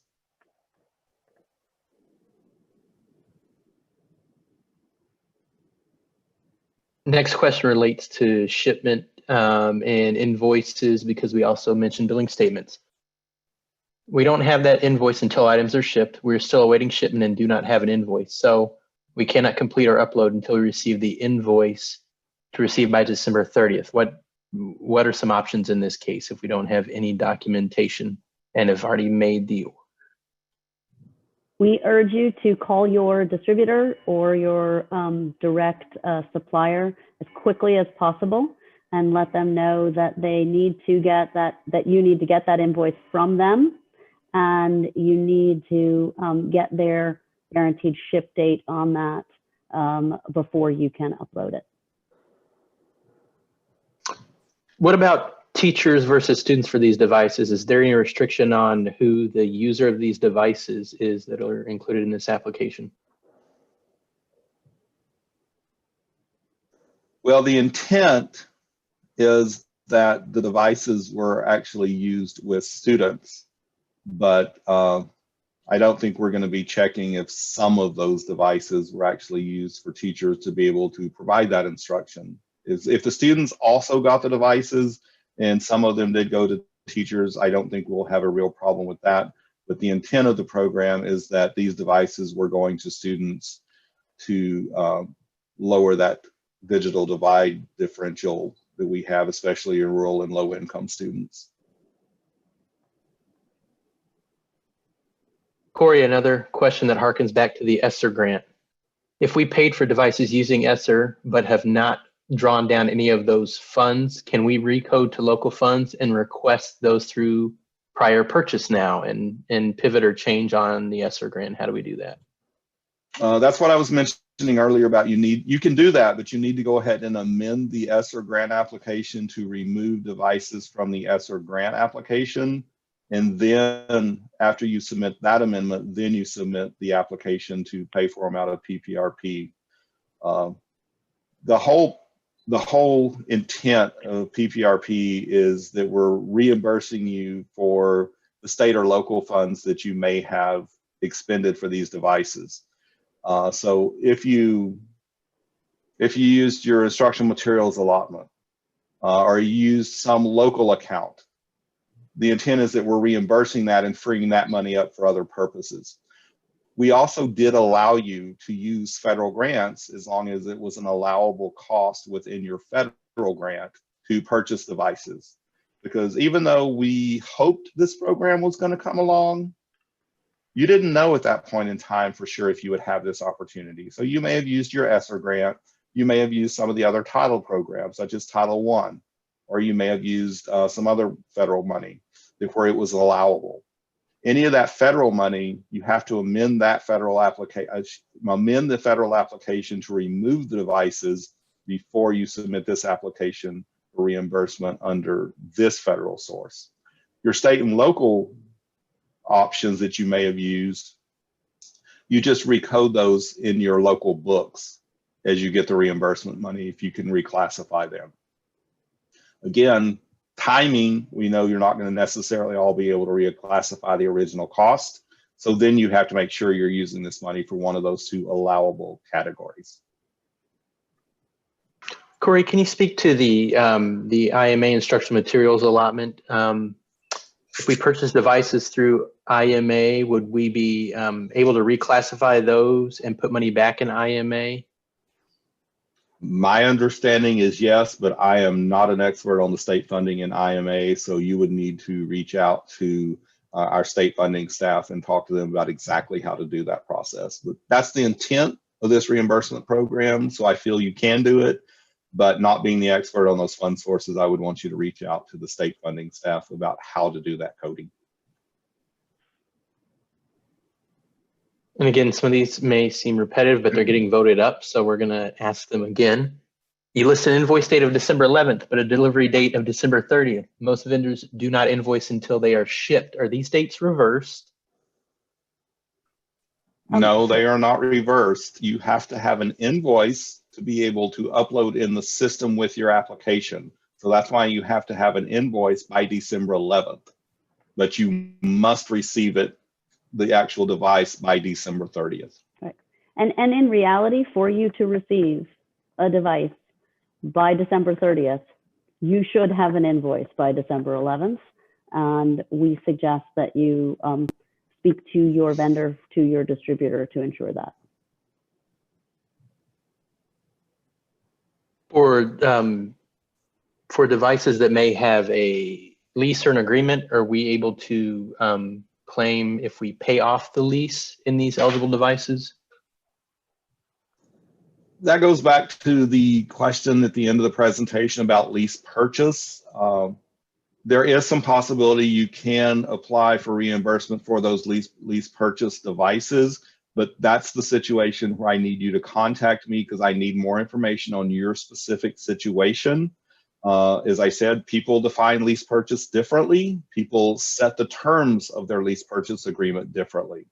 So if you did a lease purchase where you put your payment schedule over more than 1 year, you need to contact me, and you do that by sending the email to the customer service at teabulkorder.com email address. You need to contact me so that we can discuss the terms of your bulk purchase, how you set it up, what you actually did purchase. All those things come into play as to how to make it possible for you to actually request that purchase as reimbursement through PPRP. So if you did anything through bulk purchase, you need to send me that email and I will have to have a conversation with you. And I am working Monday and Tuesday of next week. So even if you're off, if that applies to you, I will be in the office Monday, Tuesday of next week and can have those conversations with you so you can potentially still get in the first round. The next set of questions relates to the section of the application about allowable uses of the funds. Corey, our FY20 audit has been completed and approved by our board. We have expenditures we can't reclassify during that time. So the funding I generate on eligible devices must be used toward new technology. Is that correct? In your situation where your audit's already done, already gone to the board, the timing on it does not work for you to reclassify those original expenditures. So you must now use the money that those eligible expenditures generated, use the payment that we send you under one of those two bullets is the other allowable activities under CRF. So you got to find allowable activities in your current fiscal year related to distance learning, basically. So costs that are related to distance learning. This is where if you had in this fiscal year, some of the cameras, the peripherals, some of those additional things that weren't eligible to generate funding, but they may be allowable uses of the actual CRF funding as long as you can tie them to distance learning. This is also where that limited use of the funding for payroll cost for staff whose job totally changed and they're now responsible for the distance learning environment, where their job description may have been something else beforehand. Those limited instances of payroll costs may also be allowable uses. But since you can't reclassify the original cost because it was in a prior fiscal year and the timing doesn't allow for that, you now have to make sure you use this reimbursement payment for something that is CRF allowable. And there's two bullets on the slides that the Department of Treasury has identified as allowable activities for CRF. So Gabby, when I'm filling out this application and checking off one of those two boxes, the application doesn't require any other detail about what I'm going to use the funds for, correct? That's different than the devices I put in the application that generate the reimbursement. Am I hearing Corey correctly? That is absolutely correct. And I can show the application quickly. And here we go. And as you see in the application, the section where you put in your devices, these are the devices that are eligible for reimbursement funds. The allowable use section, you only check the boxes. You do not need to upload any of that, those materials at this time for the application. And I can select more than one of those if for some reason I can reclassify or use it on other devices, Gabby, is that right? Oh, look at Correct. That. They can both be checked. And let me add, the allowable use of the reimbursement funding, that will be checked during the monitoring phase in the spring. The eligible devices, that are in the application, that's going to be reviewed and be audited through our process now as we're approving payment. How you actually use the money or the uses of the reimbursement funds, that will be monitored through random validations and random monitoring by our staff during the spring.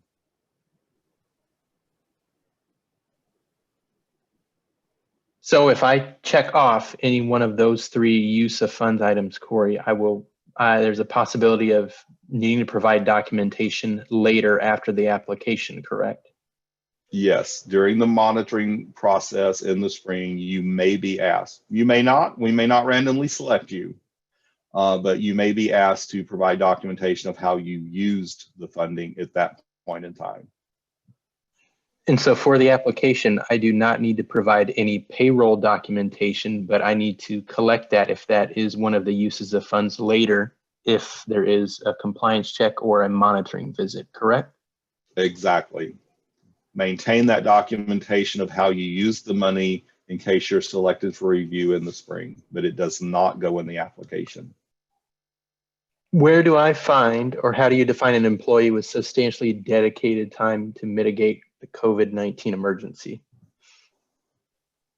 That's going to be documented through their job description, showing what their responsibilities are, and through those personal activity reports that I mentioned, where you're showing that a majority of their time is spent on remote learning systems because of the pandemic.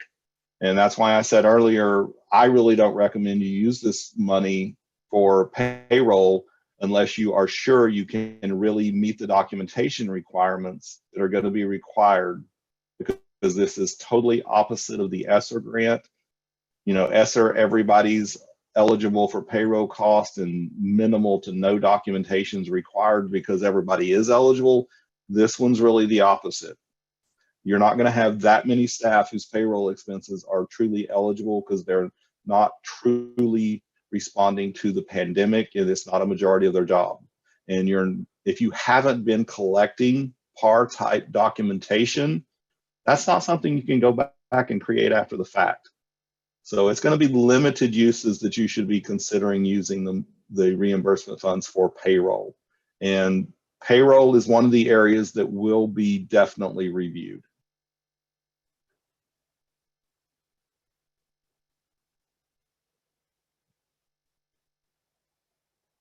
We have about 3 minutes. One there's question for Gabby is the allowable uses of funds. I can check reclassify and other, or just one or the other? You can check reclassify or one or both of the other 2 boxes, not both. And that is because if you can reclassify a piece of it, you should be able to reclassify all of it. We have not allowed you to split it between reclassify and the other uses. Gabby, you had something to add before Matt asked that question? It was the answer to the question he just asked me. Perfect. So in our last few minutes, those dwindle. We're down to a few votes on these that clarify, so a few more. Can you clarify the piece about not qualifying if we budgeted for laptops in the most recent budget? We purchased with funds from last year, but we also budgeted for more in this year's budget. Read the question again, please. This is related to the early federal requirements you shared. Can you clarify about not qualifying if we budgeted for laptops in a prior budget, not our most recent? We purchased with funds from last year, but also budgeted for more this year. Okay, if you had in your LEA budget last year that you were going to purchase 1,000 laptops over the summer, and that was in your budget before March 27th, none of the costs for those 1,000 laptops are eligible under any CRF funding reimbursement program. If because of the pandemic, you decided, okay, we ordered those 1,000, we're going to add 200 more, and so in this year's budget, or you added to last year after March 27th, you added 200 more laptops. Those 200 laptops would be allowable for CRF reimbursement programs. But anything that was in your budget before March 27th can't be paid out of CRF funding.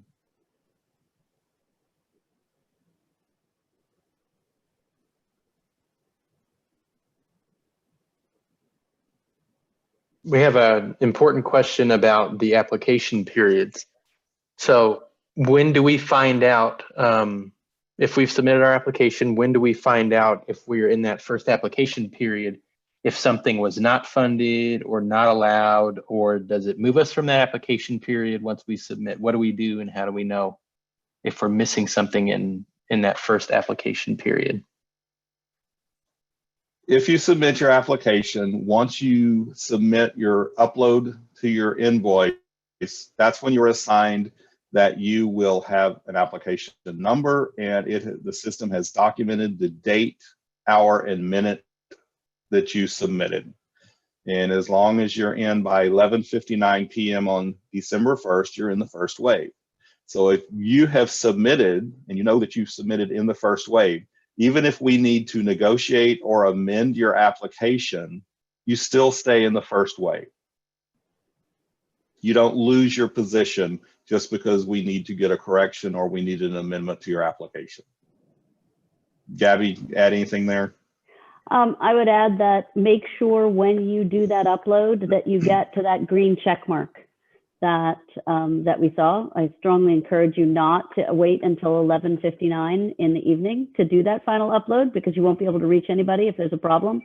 But please, for whenever you're doing the uploads and submissions, wait to get that green check mark. That will be the indication for you that your submission has been successful. And for the upload, that is exactly the moment that Corey referred to, when you will get your number and ticket in line that assigns you to a wave. One final question, and then Corey, one reminder. If our PO was before May 21st, but the invoice delivery was in October, can we get reimbursement? That is going to depend on when you incurred the cost. And again, there's a slight difference between LEAs of how you document incurring the cost. If the cost was incurred May 20th or before, you had to submit under TDEM's program. If your cost was incurred May 21st or after, it can potentially be eligible for this program. And if we can close on immediate next steps, Corey and Gabby, what were those things I need to do right now if I'm ready to go for this application? Next steps right now, send the email to customer service at teabulkorder.com to request your application. Identify the emergency contact who will answer and respond to calls or texts during the holiday season, who is knowledgeable of the program application and can reach superintendent, business office, technology director, whoever you might need to be able to answer questions we have on your application. Notify whoever the authorized official, the authorized signer is going to be, that they know to expect they will have to submit this application through DocuSign, and that they can submit it from anywhere they have access to their email account and internet. And then be getting your invoices ready so that you have all the invoices for the eligible devices, and you have those ready to upload in electronic format. You can do those 4 things while you're getting ready. You will then be able to submit this application in probably an hour or less. Now, if you wait till heavy periods, busy periods in the system, you wait the last hour before a application window closes, you know, the system is going to be a little bit slower. Same thing you experience with any type of online system. When it's in the heaviest usage, it will be a little bit slower, so don't wait until the last minute.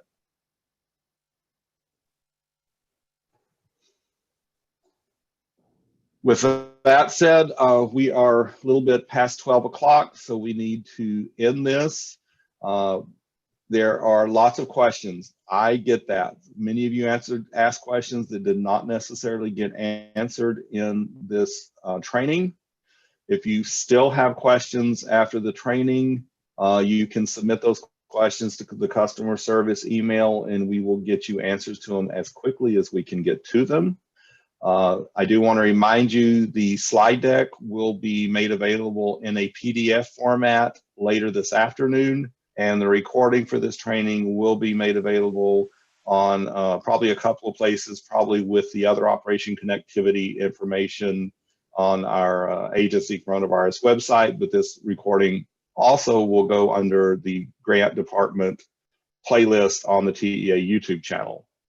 It does take a little bit of time to get videos posted to the YouTube channel, so just be aware it will be coming and we will submit it for posting, and you will be able to review it there as soon as it's up and posted. With that, we're going to now end. We forgot our most important question. What browser works best for this application? Oh, very, very important. This application will not work effectively in Internet Explorer. You need to use Chrome. That is the best option for this system. Gabby, I'm forgetting what the other one that'll work halfway well is, but Firefox will, but please, if you can at all possible, use Chrome. We know that it works flawlessly in the Chrome environment. yes, but LEAs, I know you're used to using Internet Explorer for most of our other grant systems. The system does not work in Internet Explorer, so use Chrome. That is critical. I All right. placed the web page. You're not out of here yet, Corey. I placed the link to the TEA webpage that will reiterate everything you've heard today in the chat. We will also send it out to our TEA listserv. That is where the video and slides and everything will post. So this will all be posted as soon as it's available. You can check and refresh that page. And please remember your next steps. You can email customer service now and check that page for all of these resources. All right, thank you all for attending and hope you found this beneficial. We will get the information and the recording posted as quickly as possible. Thank you.